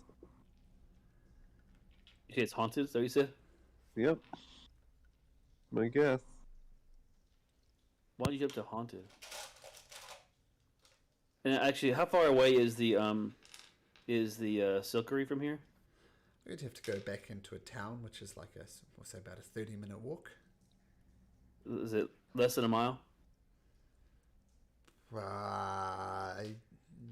I'll say yes. Yep. Okay. Okay. I was thinking of longer reach for the divine sense. The divine sense is 60 feet. The beginning of the spell was really long. Okay, we close enough that I can check for that when we get closer. Do we want to check anything else here then? Before, do you think else we want to go deeper? You said we could go deeper here. Do we do that or not? I mean, it's a huge cave system. You could have a look around other caves if you like. Okay. Like you could get above it, you could get below it, you could. Yeah, it's a warren of things. And as you saw down, you saw lots of branching off passages. But with the continual flame torches, it was easy to find the actual silkworms. Gosh, I look great today. Just doing your own survival. Just doing look where you kind of track for signs of anything unusual, and you kind of you think around the areas. It's like it's been here that we shouldn't be here. Okay, so you're ducking up and down other caves Yeah. to see what you can find. Yeah. Okay. What's Eris doing? Eris is going to be looking at, or looking for any running water or anything like dripping water. If there's anything in here like that. Okay, you'll have to get up. Do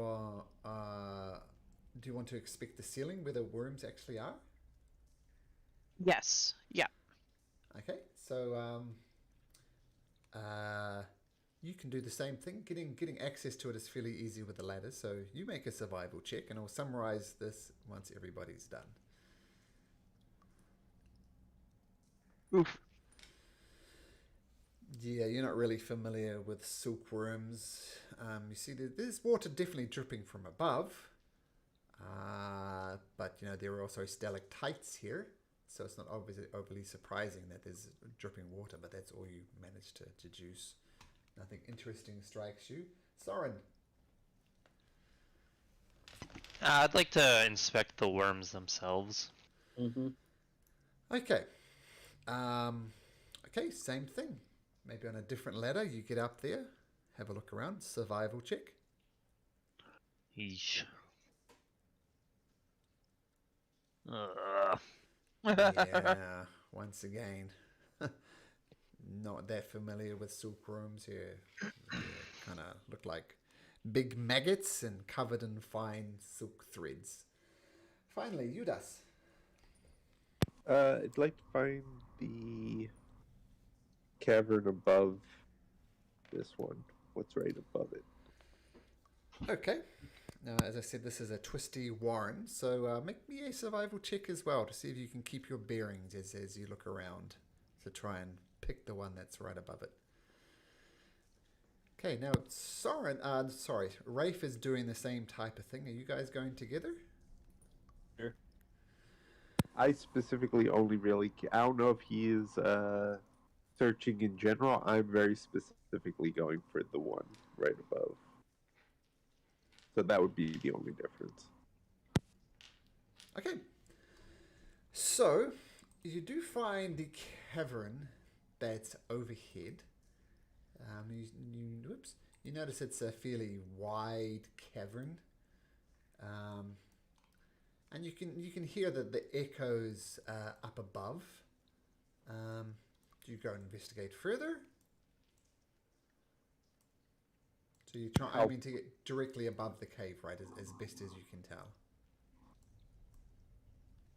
And how far away is everyone?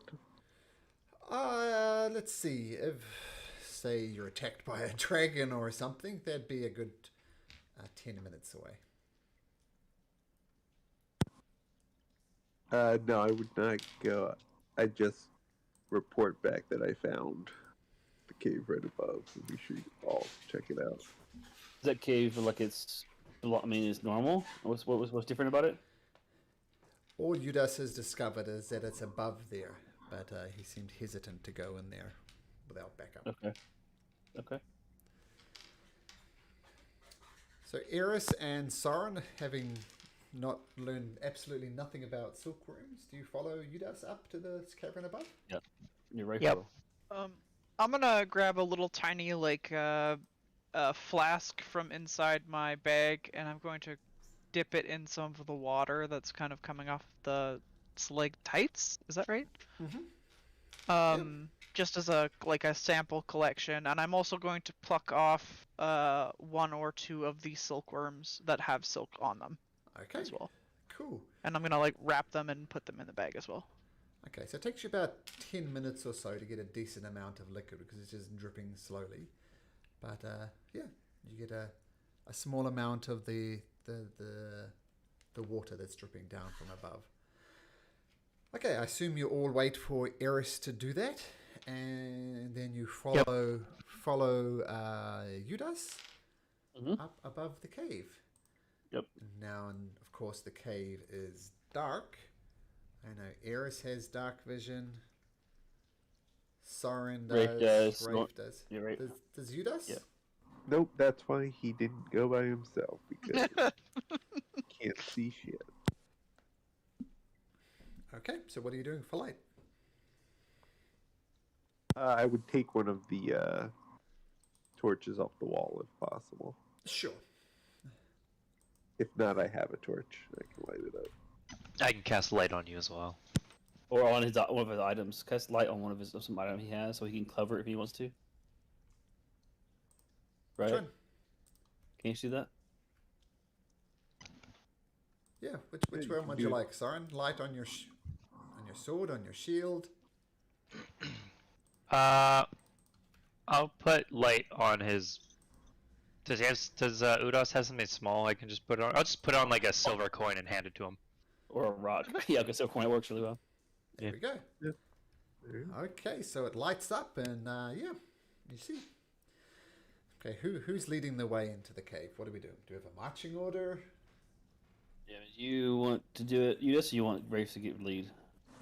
I mean, you can see better than I can. That's what I thought. Yeah, I Oh, assumed you when can see fine now with the coin.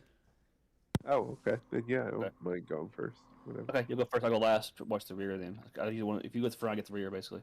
I'll go like second last. Okay, so we have Udas, followed by Eris, followed by Soren, followed by Rafe. Yep. Okay, and you wander your way through the cave.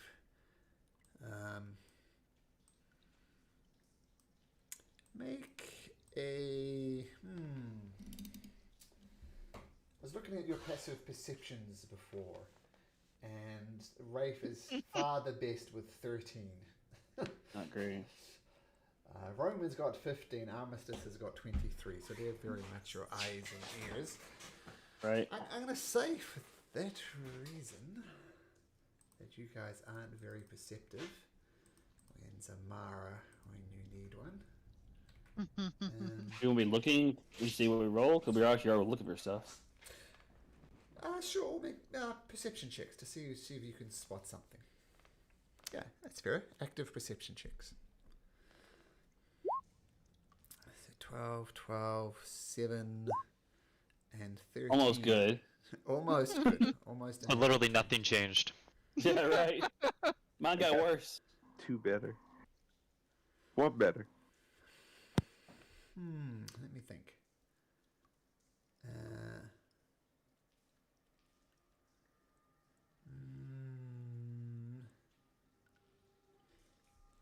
Got two guys there. How you want to use them or not? But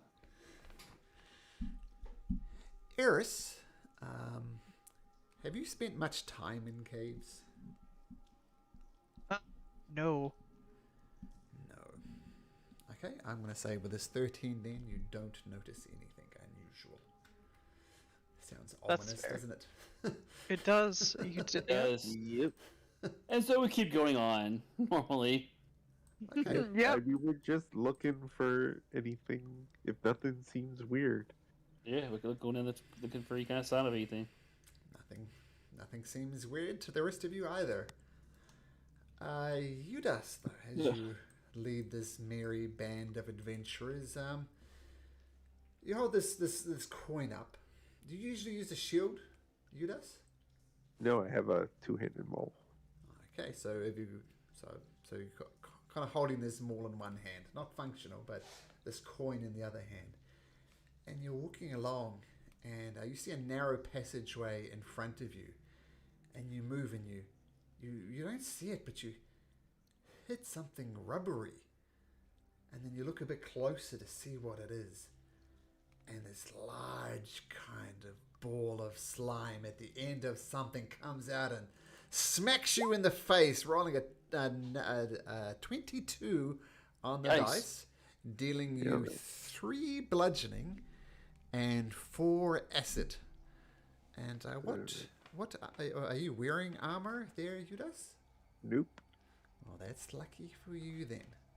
But this thing goes out, poof, so it does 3 bludgeoning and 4 points of acid damage. So you can take that, and obviously you are not raging. Nope. Not yet. And this is what you guys see. And this was the thing that you walked into, effectively blocking that entire thing there. His armor is indeed in his pecs. Yeah. And everybody roll me one of these, please. All right. As promised, that was not the last combat. This is nothing. Well, it might be if you don't survive. I'm not rolling well today at all. His initiative rolls. I swear to God. Yeah, I've been rolling crappy all night. Okay, so let's have a look. Well, whatever this thing was, it is a little slow to act. So, Soren, you see this, Udas just walk into this and go, and then a pseudopod comes out, boom, smacks him in the face. You notice a little bit of acid has dissolved the side of his face. It's going to leave a nasty scar. What do you do, Soren? I will just magic missile it. Ooh, magic missile. That's That's the spirit. Yeah. Okay. So how many are you doing? All 3? Yeah. So these missiles just whoosh, whoosh, whoosh, sword out of you and thump into it for 11 points of damage. You see the thing blah, blah, blah, blah, wobbles a little bit, then it regains its form and it's reaching out pseudopods to hit. I'm assuming that's your turn, Eris.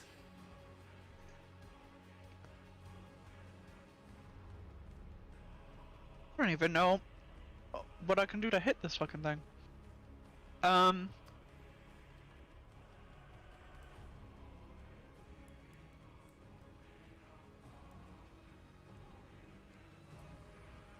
gonna move over a little bit.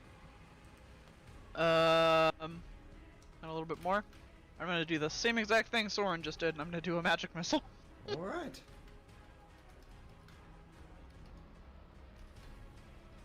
Okay, roll damage. Roll the dice. Yep. Once again, 3 missiles go into it for 12 points of damage. 9, 12. And this thing just loses form and falls to the ground, no longer moving. Oh. Yep. And it falls to the ground. Now it is. Ah, okay.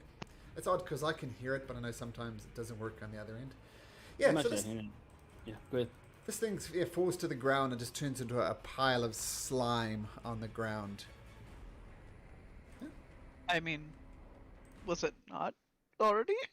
Oh, this is slime with form to it.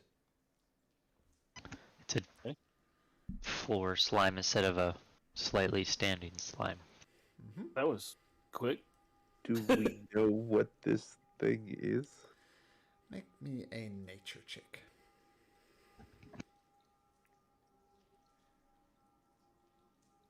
Nope. No. Crappy, No. crappy rolls, man, all night. Nope. Do we see anything about this similar to anything we've seen so far? Oh, there's Eris. Oh, thank you. Got a roll. 3, 5, 2, natural 20. You've heard of these things. You've heard of some slimes that like to hang around very dark places. What you know for them, they're barely sentient and that they know how to attack. And with a 20, you also know that they're very slow moving. So hit and run is often a good tactic. And you've heard about creatures being completely engulfed in these things as well and dissolving. They kind of envelop them and they get dissolved. Not a pleasant way to go. But Is there any connection we think from this thing to the silk stuff? No. I don't know. That's up for you to deduce. Is there any? Do we know any kind of connection? Do we know anything? The acid. We don't see anything back there that looks similar. Well, you look at poor old Judas there with this acid on his face, and I mean, Similar to the hands. Yeah, it's well, man, no, just the thing that's just attacked him was some nasty, yucky acid stuff. Like it's disgusting. It's a slimy acid. So Trey's checking out his injuries to see if they're similar to what he saw in the halfling. No, the halfling Okay. has crippled hands. Judas is merely like got an acid burn. Okay. Would this like liquid melt through like a bottle, like a flask? With that 20 on a nature check,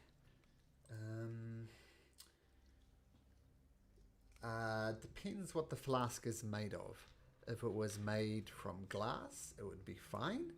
If it were made from metal, it would just melt through the metal. Okay, I have a glass flask, so there we go. I'll put it in there. Yeah. And it's very definitely safe to put in a bathtub if you ever wanted to dissolve a body into it or something like that. You know, I didn't think about it, but thanks for sharing. Does anybody get the okay. reference? Yeah. Somebody? Of course. Okay. Yeah, so not good with porcelain, so yeah. Okay. Yeah, so glass flask, you can actually get some of this ooze, yep, done, and it looks disgusting. But it's not dissolving through the glass. Grey ooze. Alright. Yep. Going Yeah. in, or do we Keep think going. this is the source? I don't think this is a source yet. I don't think we found anything that connects that tightly, do we? I think it's coincidental. I don't like coincidences, so I think the fact that it's here and there's something going wrong with it, I think we're on the right path, but I don't think this is the cause. There are creatures all through this cave, I'm sure. Could be. I mean, I don't know. Are monsters at random? Could be. Alright, well, I'll take another couple steps. Did the ooze look like it was blocking this way intentionally? Yeah, once it kind of revealed itself and started shaking, I guess, it would be impossible for Udas to do what he just did with the ooze being there. Okay. So it was blocking the path. Whether it did so intentionally or not, you don't know. Mm-hmm. Just the Okay. big room in here, guys. Let's just see what we see and then go from there. You know, Okay, don't is there any forget, opening there? Udas, Go your ahead. light beacon as well. They can all Yeah. see in the dark. Yeah, but I'm just saying. Yeah, but you're a target. Is what you're trying to say. Yeah. Is there like anything of note in this room at all? Kind of taking a look around. I'll make a perception check. God damn it. That's not a bad roll, actually. That's not bad at all. Bunch of rocks. The ground's fairly smooth, which does strike you as a little odd. And Rafe notices it as well, that the stone you're walking, like as you're coming up here, there's lots of little cracks and things you had to jump over. It's, just a minor inconvenience as you walked, but this area here, very smooth. Almost like it's been polished, almost. See what goes that direction. See what's up there, guys. Some more up that way. So let's follow that direction. See what we see. Keep on keeping on. Yes, you gonna stay in front? Did would I be able to notice any, like, did I, once this thing formed, would I be able to see it again, or does it just blend into the ground completely?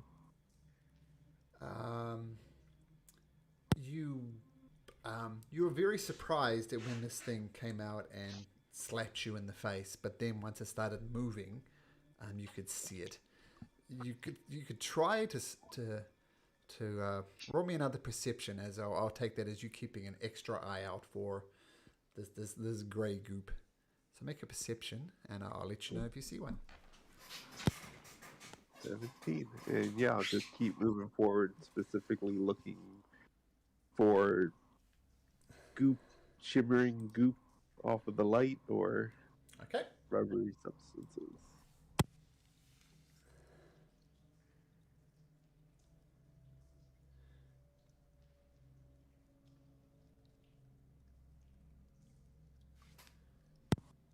Two paths, guys.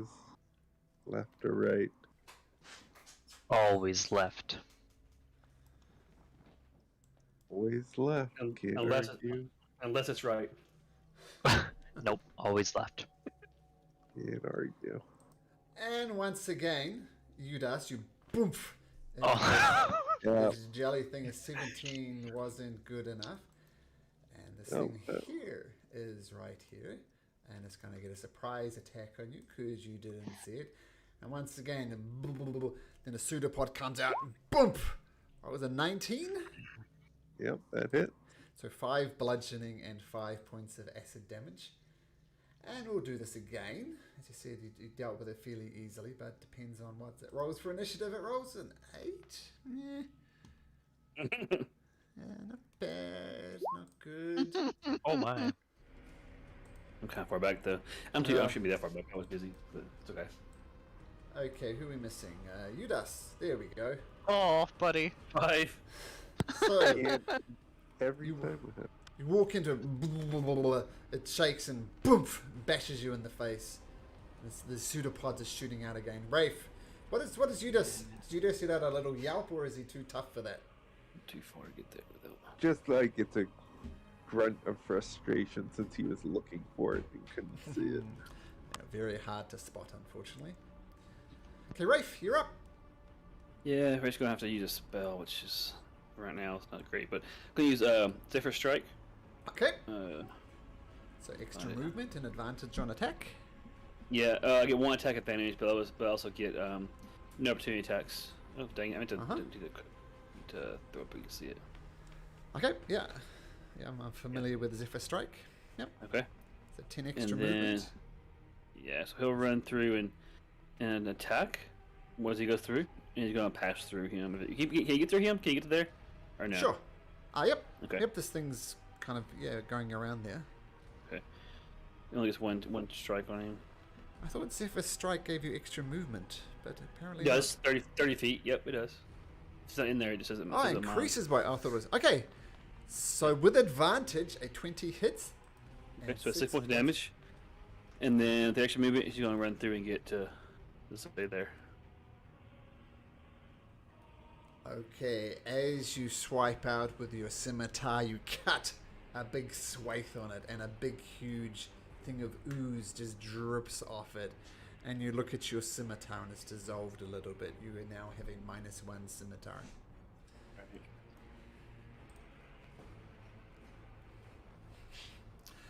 Soren.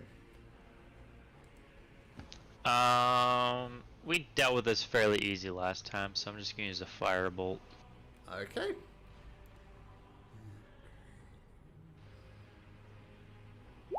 Okay, firebolt. Yeah, that hits absolutely. Oh my god. It's a little bit of its form dissolves off a little bit, but it's taking the hits. Kind of hoping for a higher damage. Damn it. Okay. Do you stay there? Yep, move a little bit. Cool. Eris, you're up. I'm gonna magic missile at 2nd level just to get it dead. Oh my goodness. Magic missiles fire off. So that's 8, 12, 15, I think. Yep. 15. Forced to Good the job. ground, dead. Yep, good job indeed. And then I guess move in with Rafe. Oh. We're gonna keep going. Either Yeah. someone else has to take the front, or I'm gonna need to rest a little bit. Am I Where supposed you to say at? that? Yeah, I'd say Half. too. I'm What do you- half. It's how much is half? massive, 20. huge blob of goop that's just going bloop, bloop, almost like a heartbeat. Take, That's Ugh. Eudas, are you fucked up right now? Is that what you're saying? yeah. Pretty fucked up. Okay, I'm gonna. We're going into a big bloop bloop fight. You got it. Can I like smack you on the shoulder and cast Cure Wounds? Okay. Yeah. Same I thing. will take a smack. Smack of curing. Okay. Are you? I'm gonna 2nd level that. Oh, damn. There you Oh, go. that's great. That was exactly what I needed. Sick. There we go.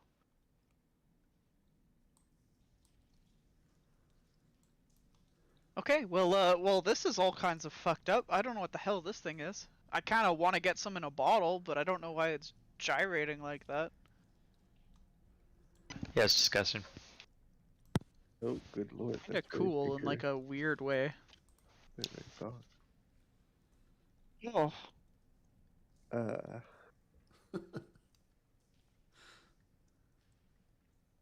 Is it just the same ooze that just hit me? Well, it's red for one thing, and the stuff that hit you was was grey. So it's distinct, and this one is not hard to spot, and it's kind of almost got like a heartbeat. So it's kind of Well, that might be the source of the problem. Yeah, I if mean, I've ever seen one. yeah. Either way, this is fucking weird. Yeah. Yeah. I'm gonna pick up a stone and throw it. The thing. I like it. Okay, you throw a stone, and it just hits the side of this thing and slowly sinks into it. Does the stone dissolve, or It doesn't appear to dissolve yet. okay?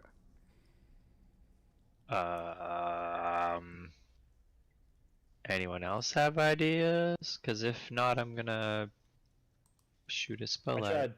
I tried to find sense. It's not any of the things that comes up from that. I'm going to do a perception check just to see what I knows about it, if anything. Okay, make a perception check. Not rolling well though. Is it trying to move towards us, or is it just? It's just got that heartbeat going. I just want to see how big this fucking room is.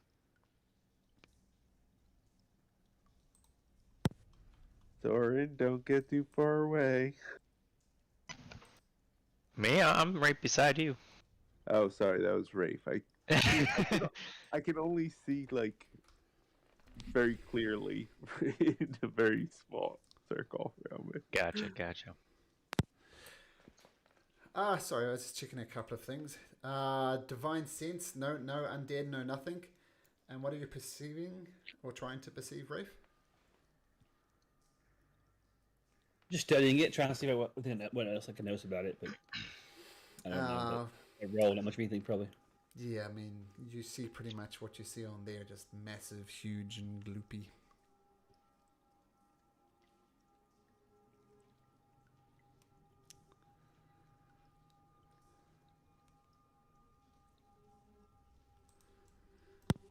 So, what's the plan here, guys?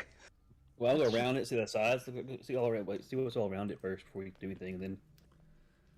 It's kind of weirdly I'm- vibing. I'm not moving past here, so You're fine. I'm gonna go around here. I want to see what's all. because if it like starts moving or doing something weird, I want to know my best way out of here. Yeah, I'll stick with Soren. We don't completely split the party here. All right, so nothing. I don't notice anything. We do this whole trip around. This is all the same. I mean, it's a small pool of water here, but Okay. that's about it. Just fairly big cave with a fairly big, gloopy red blob in it. What kind of blob? Is it jealous? Is it mushroomy? What's the? Like a jelly would be the best way to describe it. Eric, so you sitting over there? You go. I'm not gonna leave you by yourself. What are you doing today? It's gonna. I'll lean down and I'll grab a sample of this water as well. Okay, done. If there's anything different.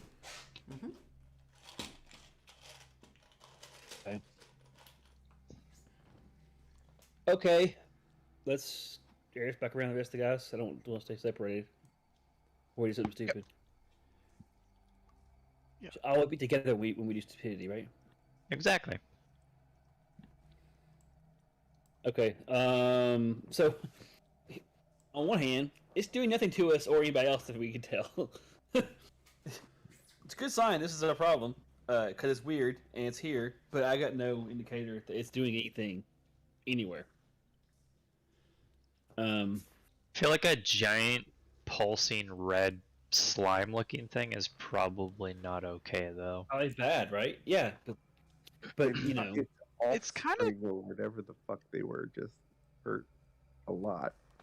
Yeah. mean. Good.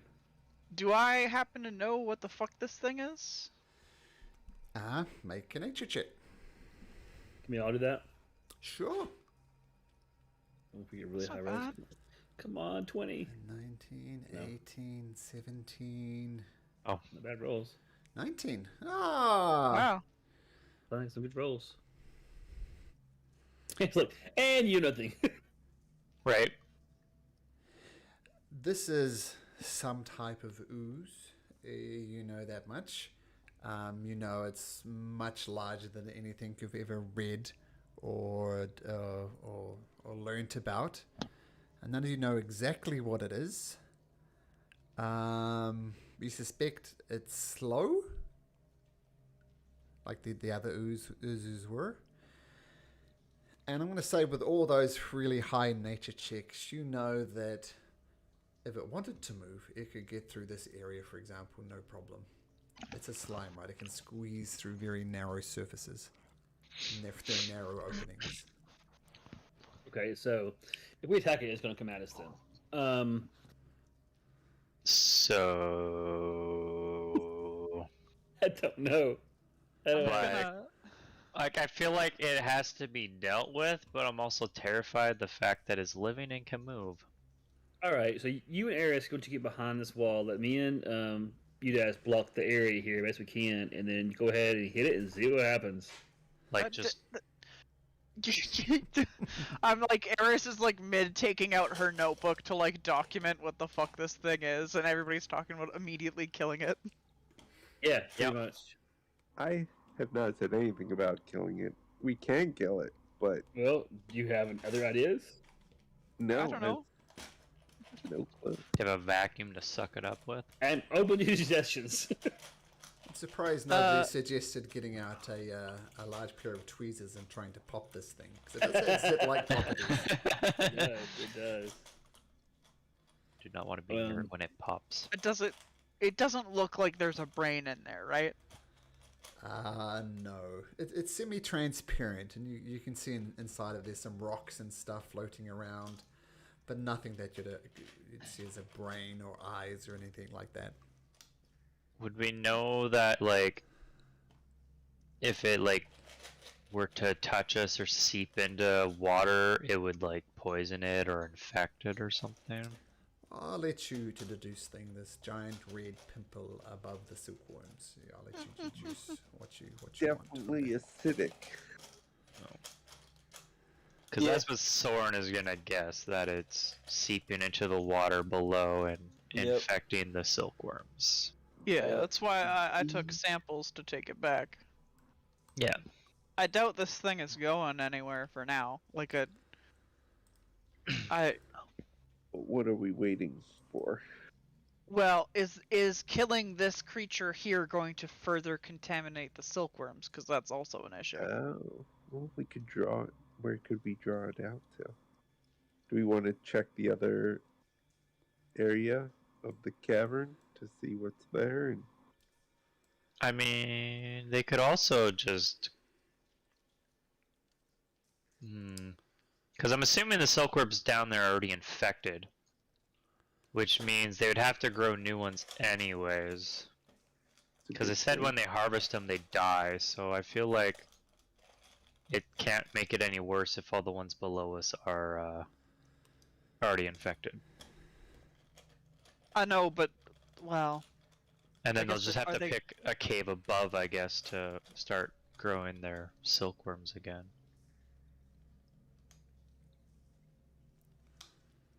And just like quarantine that cave off and say it's too contaminated that they can't use it anymore. Because I feel like it's already done its damage. how long has this thing been in here though? Like that's the thing. This thing is huge. And Like it this moves. thing is not new. And it moves. Like it moves through tiny It- spaces, so it could just keep moving through the cave. So they want to repopulate their silkworm, this thing will move around. I think we gotta try to kill it. Because I'm assuming they found it while digging in here. Or disturbed it and then it grew. Yeah, 'cause they don't know that it's here. They tell us something about it. They don't know this thing is Yeah. here. Because this cave, does it like look like it's man-made? Oh, no. No, not No, man-made. it's a natural cave system. Correct. Yeah. Okay. So it's just a creature that's above their silkworms. Yeah, and with heavy traffic through here might have disturbed them or something. And the other two that we killed in here were like protecting it by blocking the entrances. It's like the queen slime. Hoping the thing doesn't hurt weapons like last one does. Yeah.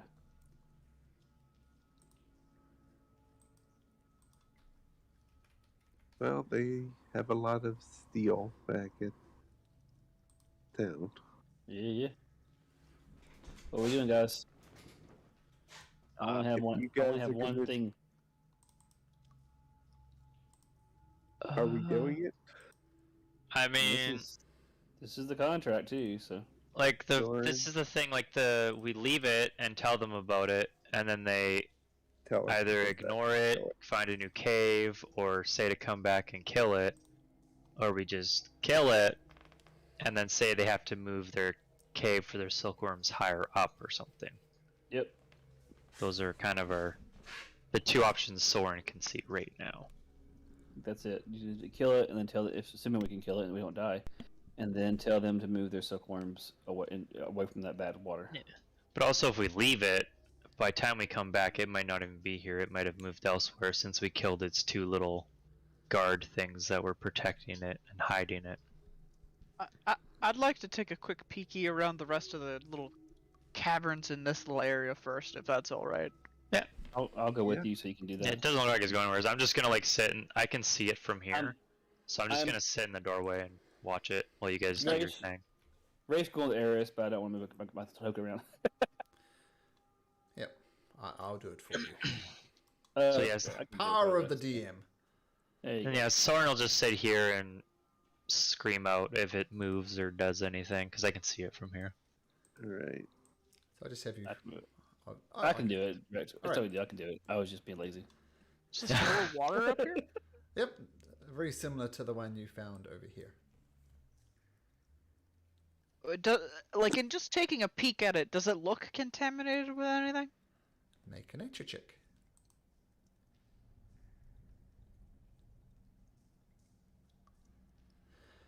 Ooh. It has got lots of minerals in it. Like, it's not a very clear water, which is not surprising given where it is. You don't think it's contaminated. It's just dirty cave water. Like, you wouldn't want to drink it, but you wouldn't die by the same token if you did drink it. Okay. And there's nothing else of interest in this little area here? Not that you can see. Back down to other side. You walk into a big blobby mess. I'm sorry. Where are you? I should be with you. I'm sorry. If you like. Where did Eris go? Yeah, Rafe was there. So yeah, I was. I'd say about there, like 10 feet behind her, that type Yeah, of thing. Yeah, that's But fine. this blobby thing comes out and at advantage shoots and rolls a natural 20. I like me some natural 20s. You can take. What is... would a shield still block that, or no? No, it gets past your shield. I mean, your shield would Okay. block it, but with a natural 20, it manages to avoid your shield. So this bloop comes out, and as oh my goodness, it does 25 points of damage. So you still up? Yes! Holy shit! And you know that nice scale mail you're wearing, I think? Your new scale mail? My art! Yeah, -1 scale mail.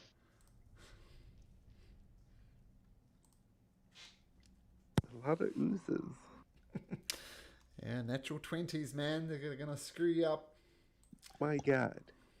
I see what your hit points are, Eris. That's funny.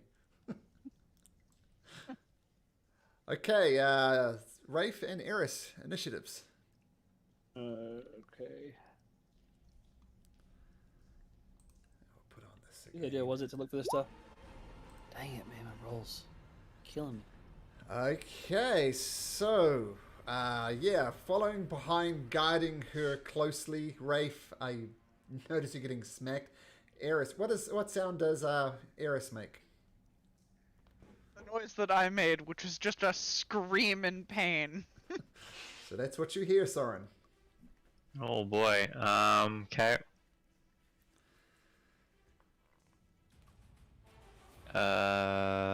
I can move to here. Oh, those are some terrible initiatives, my goodness. Right? Yeah. I rolled bad all night. And then I'm going to cast Magic Missile again. All right. And this ooze has -2 on its initiative rolls, and it gets third. So that's kind of sad. So 8, 11 points of damage. Okay, nice. So your little force missiles come and thuck into the creature for, what's that? 8, 11 points of damage. And it bloops up and a little bit more acid splashes onto Eris. Nah, nothing mechanically, but the bloop, more of the stuff dumps on top of you. Rafe. Alright, Rafe's gonna come forward, is gonna drag Eris away, so it's force movement. I don't think she takes opportunity attack, is that right? It's my action, so. I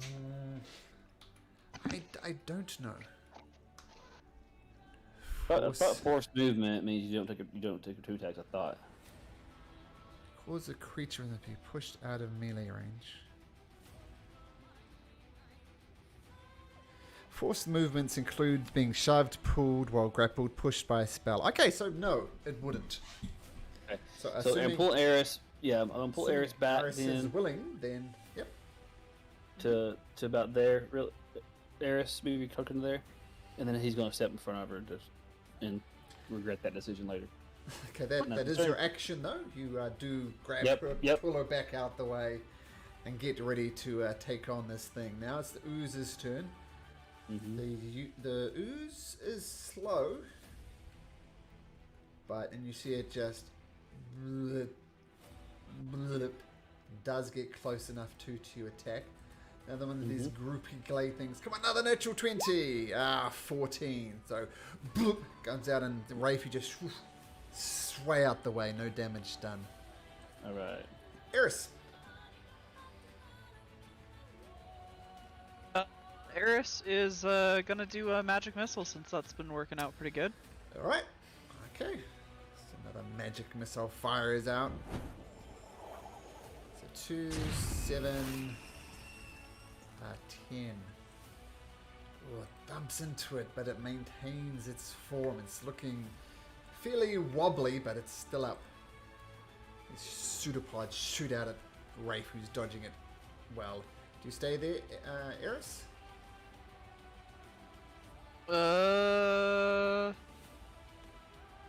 I'll like squeeze over here if I can. Sure. And good guess that it doesn't have a 10-foot reach, because it doesn't. Udas! Oh, sorry, that's just your movement. Anything else, Eris? No, that's it. Okay. Udas. Yeah, just come on down and give it a good smack. And I guess, oh man, as a player, I hate to do this, but I have to rage because it's just who Okay. he is. No, that's great. That's what I love about D&D, right? You make character-driven decisions. Oh, what does a 6 do? Oh, this is multicolored protective light, so everything around me in a 10-foot radius starts sparkling, and everything gets a +1 to AC. So, Including no, this? no, just friendlies, Okay. Okay, cool. So nice. We'll see if that comes into play. Take your swipe with your massive maul. At reckless, of course. Okay, and I'm assuming you're dropping the coin straight at your feet. That hits it. Yeah, And I assume you're going to do more than 1 point of damage so the creature loses its form. What's your maul made from? stone. Stone. Made of metal. So your stone maul just crushes this and goes on the ground. And your maul does not become a -1 maul. Alright. And then as before my rage ends, if I can, I will just run straight forward. I think I can get 60 feet and see if can't find, and just give a good scream to see if I can't get Another any one. of these. Yeah. So I can get all the way We want to get the red guy. down to here. Yeah, but don't want any coming from behind us either. Okay, you rush forward, just swinging your maul back and forth, and you don't run smack first into another oozy thing. Yeah, that's because it's like 5 feet from me, probably. I couldn't possibly comment. But that will have your rage fade. Rage will fade. And I assume all these effects last until your rage ends, right? Like that +1 AC Correct. would last until your rage ends. Okay, so that Yeah. that's not a matter. So yeah, Eris, you're looking a little acid burnt there. Hey, she's to help. You okay? I need help. I need help. Okay. Something fierce. What's your total HP? Like, are you asking me what I'm at, or are you asking me what my Both. total is? Both. I am. My max is 26. Uh-huh. I took 25 points of damage, so I am at 1. Alright. Well, let's try a cure wound spell first. Which gets me down to 1 spell left. Gives you 9. And then I'll give Thank you another 10. Lay on hands. Okay, nice. So I'm down to very little though left, so we can't do a whole lot more. Okay. So you're back into not dying shape. So. All right, guys. Now that we've depleted our spells, are we ready to go try the big thing? Are we? mean, I know. I can purify water, but see if it works. But it was still here, so. There's another small room down at the end of this I hall. don't want any more battles of small things if we fight the big thing. We're already beat up. Ain't out of spells. Are Yeah, we I'm fighting this fine thing or just not? Going to kill the big thing. Yeah, either we're going to fight this thing or not. We need to decide if we're not, we can go out of here and rest and come back. I mean, but I can't. I am still in fighting shape right now. But when we're battle, I won't have any more spells. I won't have anything else. I mean, to cure you guys, we're be in tough shape. So. Are you gonna try this thing? What are the chances that we could just sit here and basically have a nap in this thing's face? What is it gonna do? Really, really bad. But we could go out and come back and try to find it again. I mean, how Uh. long of a nap? I can just stand here for an hour. I don't need Yeah, You I want can short just stand rest? here for an hour too. Short rest doesn't do me any good, so. I mean, if That's they hit point okay. left, we're all okay. I mean, let's do it. I don't know what's gonna Alright. happen, but let's try. This No, is the just- TPK we talked about. Just be ready to run, okay? Now, one thing I just want to point out, Judas, you're seeing through a coin. I assume you're going to throw the coin somewhere. Where are you going to throw the coin? That is a good question. I will is Witcher. throw the coin. I think we'll stay in this general area. I'll tell you So, what I'll do. See that? There's a coin there. oh, perfect. I'll make it controlled by everybody. So you should be able to drag this light source around now, Judas. And I'm going to take it off you because you are seeing through that thing now. So you notice the light is coming from here now, not from you.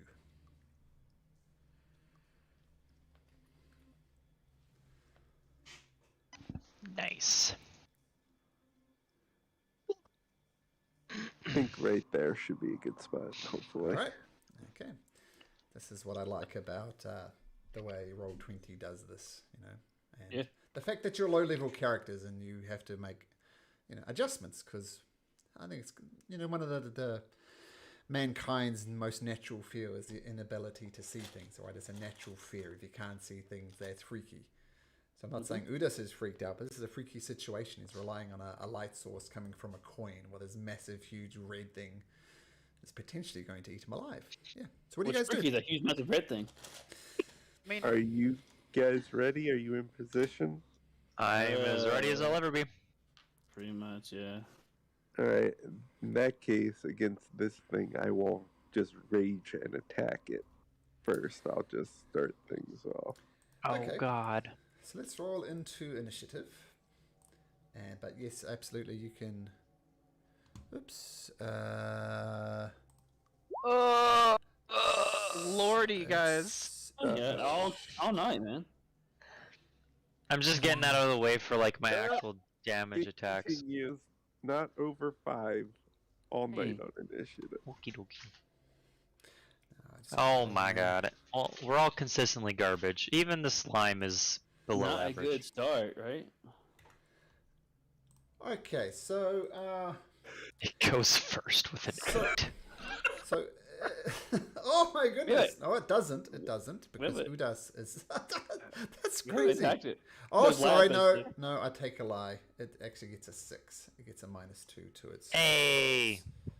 Didn't quite have its token set up. Right, Take but it it. does get I'll minus take He 2. got a lower initiative. It helped it out. That sucks.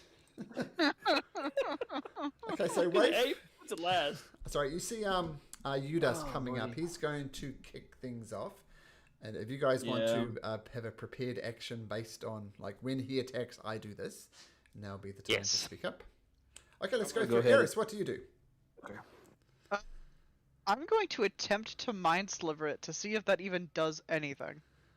Okay, can you bring up Mind Sliver for me? To see what the restrictions are. Doesn't say anything.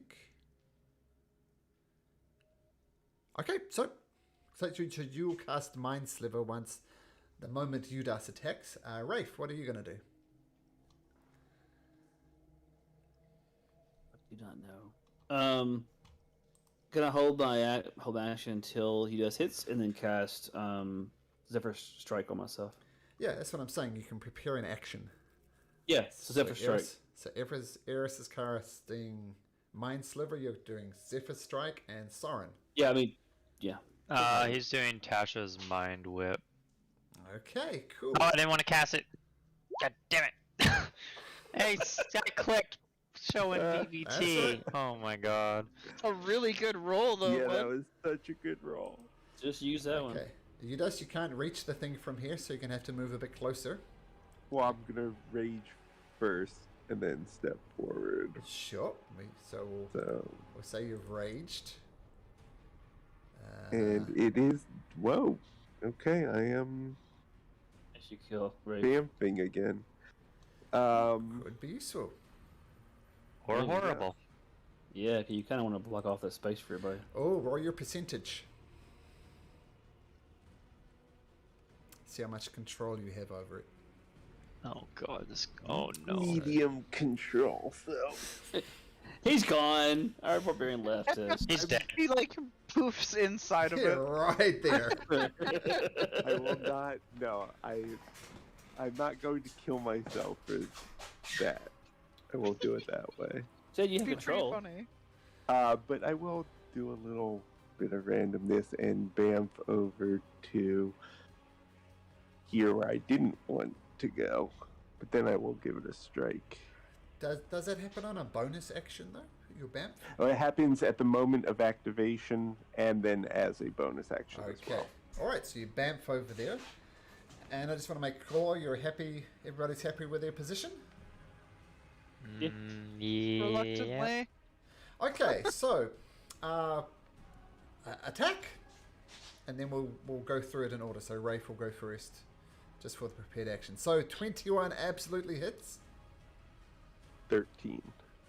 13 with the rage. Got it. Do I need to go And fish it out of the if pouch for it's you? possible, I will push it 5 feet back No. that way. So No. big. No. Yeah, but it just says creature. Yeah. I Yeah, No I'm saying restrictions on it. I'm saying Fair as a enough. DM, No, I- you just can't. It's a giant news. I know. No, giant is an understatement. Giant is like 3x3 squares, I think. This is gargantuan. It jiggles profusely. It yeah, I does, you figure hit it's it, just like pudding. and it goes blub, blub, blub, blub. And Rafe, you were casting Zephyr Strike, so Zephyr Strike Yeah, is it- cast. Alright, so now he can go ahead and attack. So he'll jump in here. No, you can't Yes. because it's Huh? a prepared action. No, but that's my turn, right? I'm in the first up.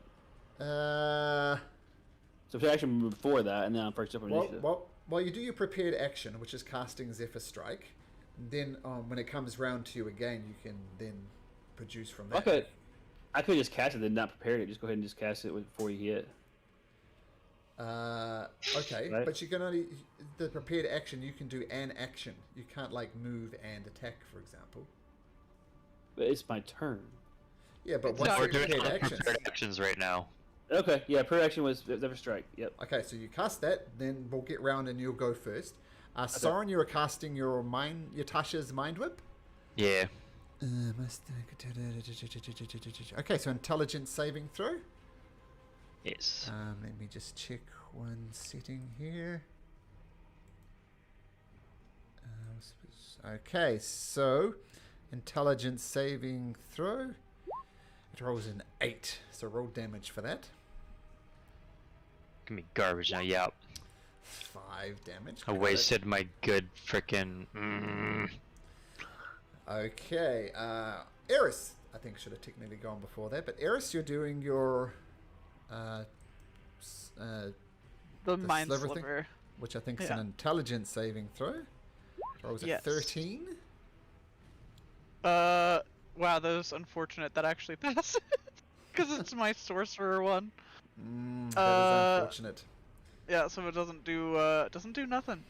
Yeah, which is quite amazing because it's got a -4 intelligence bonus. But it rolled a Wow. 17. Okay, so now the prepared actions go off. Duk, duk, duk. Rafe, you have Zephyr Strike ready to go. Off you go. Yeah, alright. Alright, you go here and swing twice. First one will be his good sword. Okay.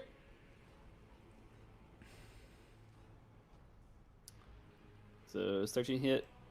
13 does not hit. Okay. This will be his bad sword. Which just takes subtract 1 from both damage and the die. I don't have Okay. it naturally. Oh, hang on, I'll go over here. So also misses, I'm guessing. Also misses, yes. So Okay. And then we'll- the terrible rolls continue. Just whoosh, I whoosh. know. And he's there. That's his turn. Okay. The creature will take a reaction and shoot a pseudopod at you, Rafe.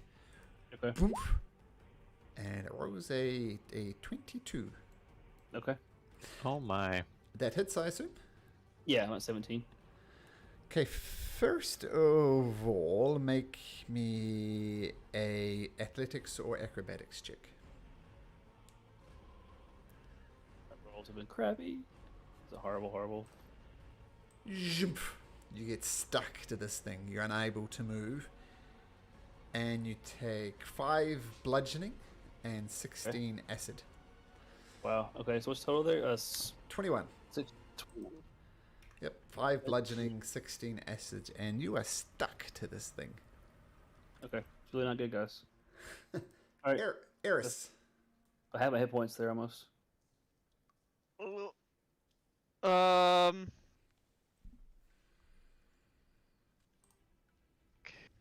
That was its reaction? Jesus. Yep.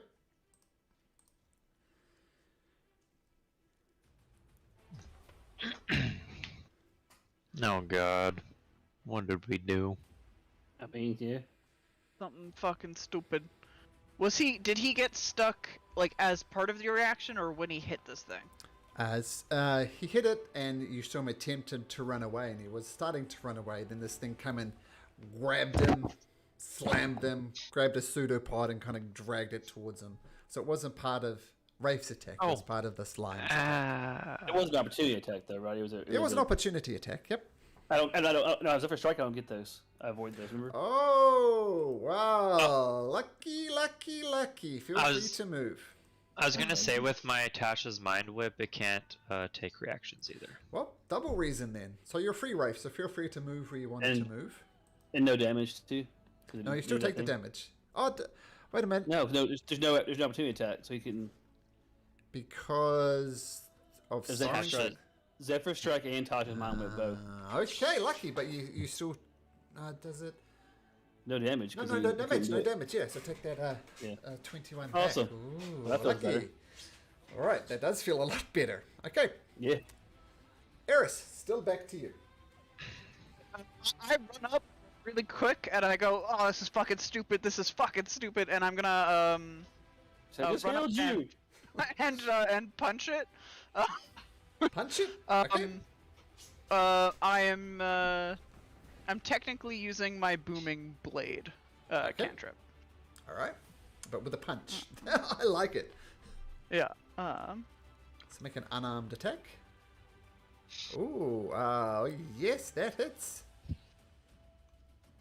Okay, so it takes 9 thunder damage, and then it'll take more if it moves. Okay, so 9. And just so you know, with my armor,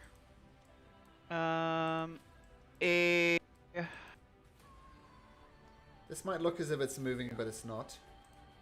it's okay. Don't worry about that. Just something went off the screen. See, 9 damage, and it's going to take more if it moves. Yep. Yep. It also, with the gauntlets that I use to punch, it has a disadvantage on attack rolls against targets other than me, until the start of my next turn. Okay. And I'm gonna like look at this thing, and then I'm gonna go, okay. Bye, and I'm gonna run back. And it still gets no reactions, right? Yeah. Because of the Until damage its turn, the end of its turn. roll. Okay. If it is attacking me, it would have a straight roll. Because you I raged. have- correct. Yep. Frenzy. Yeah. Okay, so it's its turn. So it gets a move, an action, or a bonus action. Only one. Okay. It will take an action. And let me just get this all ready. I don't like the sound of that. Good Yeah. timing. Bonk. Actions shouldn't need to get ready. They should just. They should just happen. I'm scared. Ooh. Oh, it doesn't hit me. Yay. Oh. Never mind. Just and this huge amount of slime just ejects from this creature, hitting both Soren and Rafe. I need both of you to make me dexterity saving throws.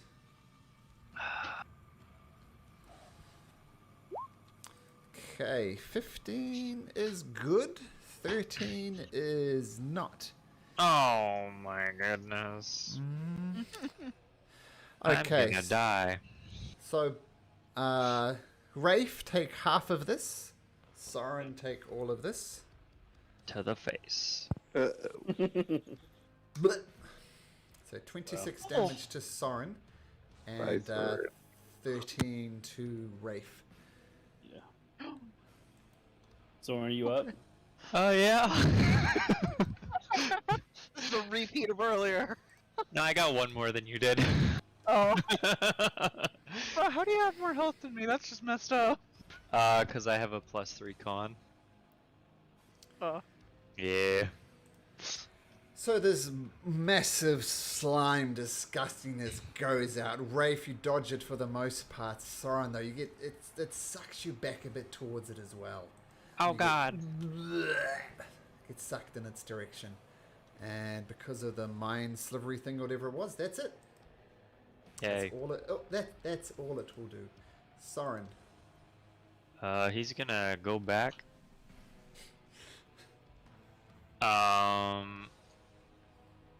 And he's gonna continue to Tasha's Mind Whip it, because I feel like letting it only do one thing is better than anything else, so. Intelligence saving throw? Yeah. It rolls a 3, so no. Cool. Nice. So no reactions, 14 Just keep psychic. doing that. Yep. Okay. Cool, okay, Yeah. so Use the mind strike. sliver thing, bzzzt, and it is affecting it as a good tactic. Soren, that was you. Udas, you just saw your mate Soren almost melt away. Fighting by the Yeah, light of a coin, what do you do? Gonna give it another gong. Hopefully. Okay, 18. 18 hits. Once again, 11. it's not Point. moving, but it's so big, its hit points thing is going off the screen, so... Okay, yeah. So with your metal maul, doesn't take any extra damage, and yeah. And let's just see if I Stone get walls, to go right? where pretty close to where I want to go. I am Oh, yeah, going bam. to just wind up right there. Where you get that coin. Okay. Okay. Yep, you're seeing by the light of the coin. Kind of a little bit of darkness over there, but that's okay. So boom, you hit it. The jelly thing shakes a little bit. Still quite a large thing though. Rafe. Yeah, so he'll rush in again. Kill it. Flash twice. First one's a good sword. That should hit, hopefully. The good sword is now a -1 sword. No, good sword means not minus. Well, did the last acid hurt it too? Yep. So you Okay. have two -1 swords, but a 23 hits, and I can do the hit point score. Wow. So 7 points of Okay. damage. Okay. And then next one. That's not going to hit, I don't think. But 12, no. 12. 12 does not. And then move back to here. All right. Okay. Very good. You guys are doing this well. I like it. Eris. The last tactic worked pretty well, so I'm gonna be a coward and I'm gonna do pretty much the same thing. I'm gonna run up and punch it, Okay. and then I'm gonna run away like a little bitch. It's not. See? You got to roll to hit though, don't you? Oopsie, I so do. I don't know why I clicked the other button. That does hit. So boom, and once again, if it moves, it's gonna take damage, right? Yes, yeah, and it has disadvantage to attack anybody but me. Okay. And this is your what's the thing called? Your flaming feet or something? What's that? Oh, I have 3 different dashes. I'm just doing like a lightning dash away. Well, I guess I don't even really have to. Okay, but cool. It doesn't really yeah. matter since it's not getting attacks of opportunity. But yeah, Eris comes up punching this thing to death. I love it. So cool. Eris, roll me a d6. Does not get its breath weapon back. Well, that's good. Yeah, because that hurts. Cannot reach Udas even with its long reach. So it's gonna bloop, bloop, bloop, bloop, right there. And it looks as if it's poking through this wall, but it just slips around the side of this. And that's its action. That's all it can do. Oh, so 1 damage from the booming blade? Yeah. That's right. That was the worst number it could have gotten, but yep. It all adds up. Yeah, Soren, yeah. that's the thing. So it's turns over, so I'm gonna do the exact same thing. Okay, intelligence saving throw. Sucks at Oh. these. Let's have a look. That was a Rolls terrible an roll. 11. But sure, 6 points of damage. And then I'm gonna bonus action use 2 sorcery points to get a 2nd level slot back. Okay, cool. Okay, so yeah, this mind screwing with it is going well. Udas. Yeah. Slap the side. Nicholas again. Ooh, 15 that's good. does hit. All right. So 14 14. gain. Yep, got it. And I really wish I had a light source that followed me.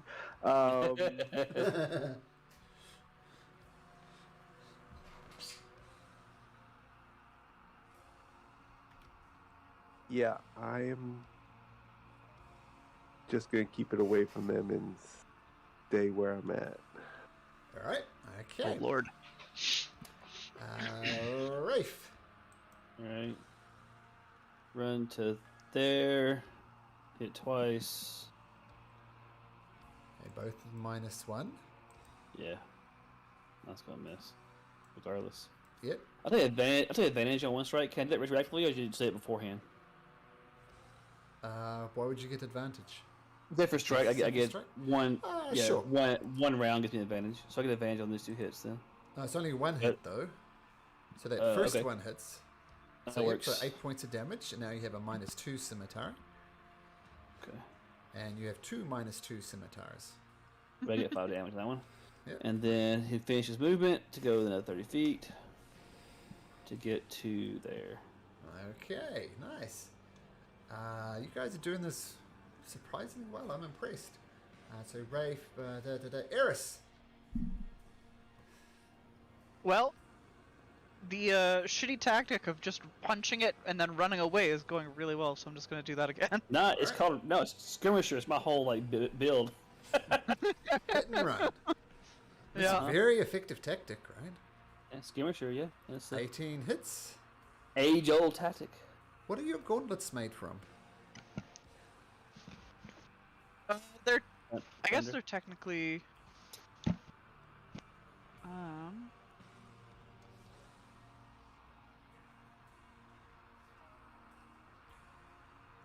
And I'll let you decide what you think. If they are made from metal, then we'll say they're -2. -3 actually metal gauntlets now. The way that I had them flavored is that they were literally like made out of electricity that formed around my hands, but underneath the gauntlets are technically metal, so that's up to you.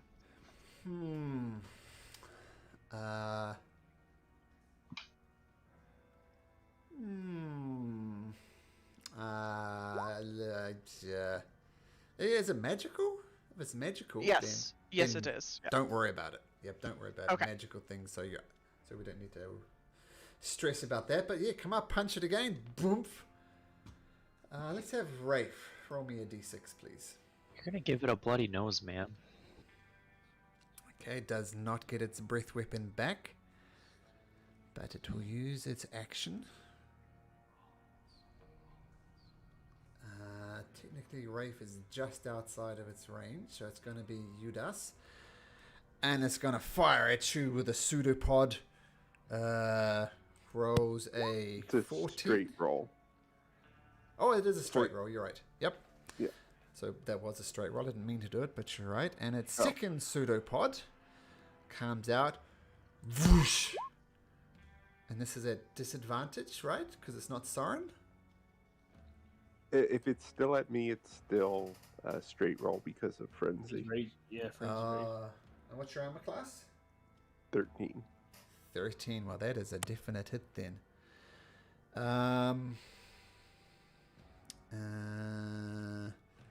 It hits you. It grapples you as well as part of its slime attack. It just automatically grapples you as a slime goes around you.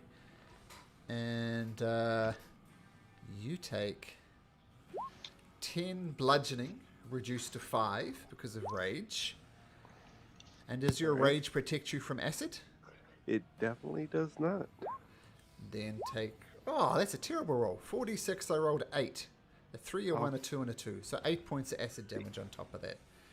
So net effect, Alright. 13 points of damage as these first pseudopod misses, but then the second one gets you... Oh, yeah, no, straight roll. Okay, did everything right. Cool. I'm going to roll that 46 again, because I want to.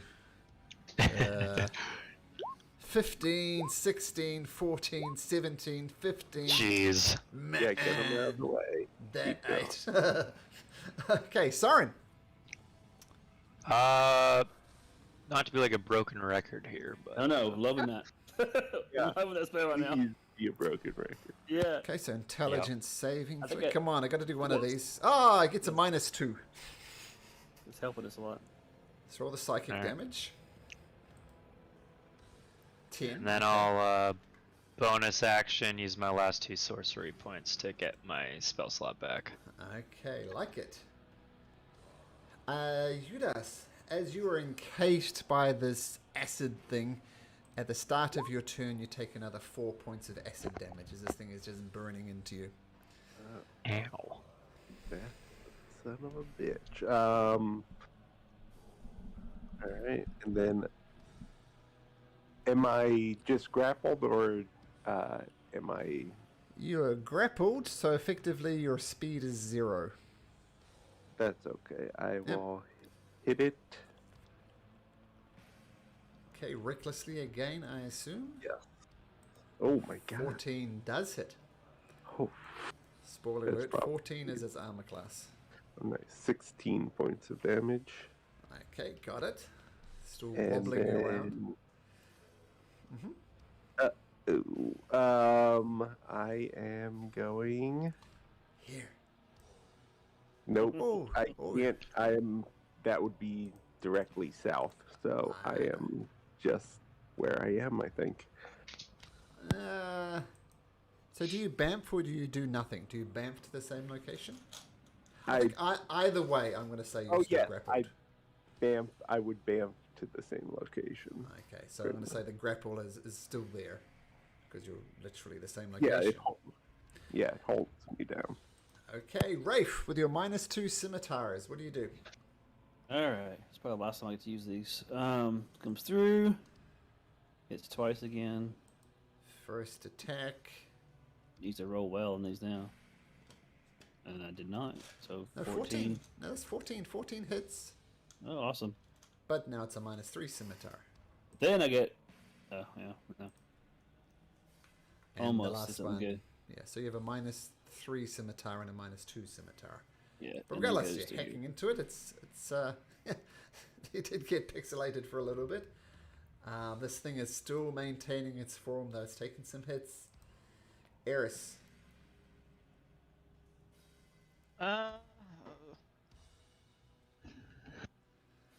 Yeah, I'm just gonna run up and punch it again. Okay. Whoops. Okay, roll to hit. 24 hits. Wow, you're rolling well. And yeah, 11 points of damage. Got it. Okay, then you back up. Yep. Okay. Eris. Ah, no, Eris did last time. Soren, roll me a d6. You do not want a 6. Ooh, lucky. Okay, as Rafe is too far away, it's got to be Udas again. And once again, straight rolls. So the first one is a 16, the second one is a dirty 20.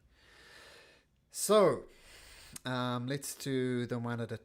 So bludgeoning, you take... take 5 points of bludgeoning damage. I've already halved it for you, so that's just 5 net. And then this much acid damage, and then 25 acid damage on top of that.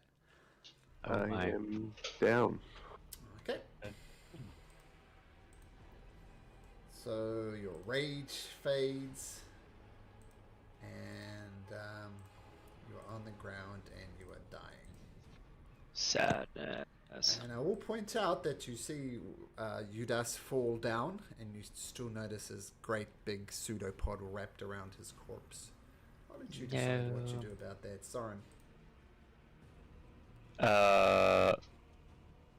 Gotta be close to dying, right?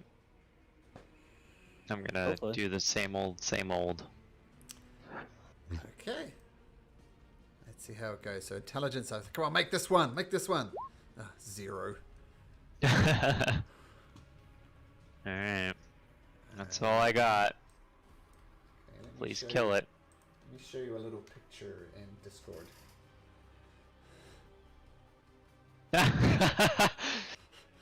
Had exactly 11. Nothing Exact others. lethal. Okay, so the thing just goes out. Now with this, And then if I see it go down, I'll move, but I can't do anything Yeah, I else. can. When you let me go, I can go in and get Udas up. Do you want me to? How do you want to handle that? well, we're still in turn order because Udas might die.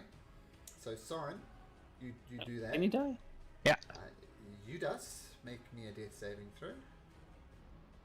Alright. Even with a 1, he only gets 2, right? Yeah, but he's in the ooze. Okay.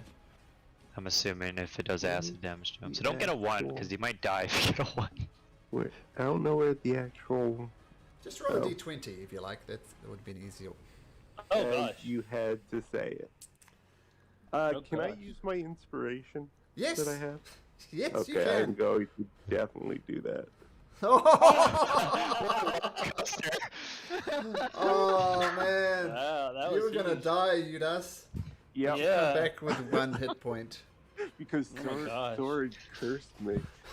Oh my god, About the nat one. that was so My heart close. My skipped a goodness. beat. Yeah, because it would have attacked you with its suit. That's what I turned left, but it's just I- one in this. Yeah. I'd have to go him at this point if he failed that. Cause yeah, I was thinking it only needs to hit you once, right? Doesn't matter. Cause it's Yeah. But anyway, you survived, so well done. Yeah. And I know we're going a little over time, but I know a lot of you have the Oh, day that's off fine. tomorrow, so. Yeah. Yeah. I'm good. But we'll end it there, and Judas, I think that's the closest someone's come to death. And we'll pick it up right here as Judas miraculously changes a natural 1 to a natural 20. Good stuff. Okay, guys, that was fun as always, and we'll see you next week.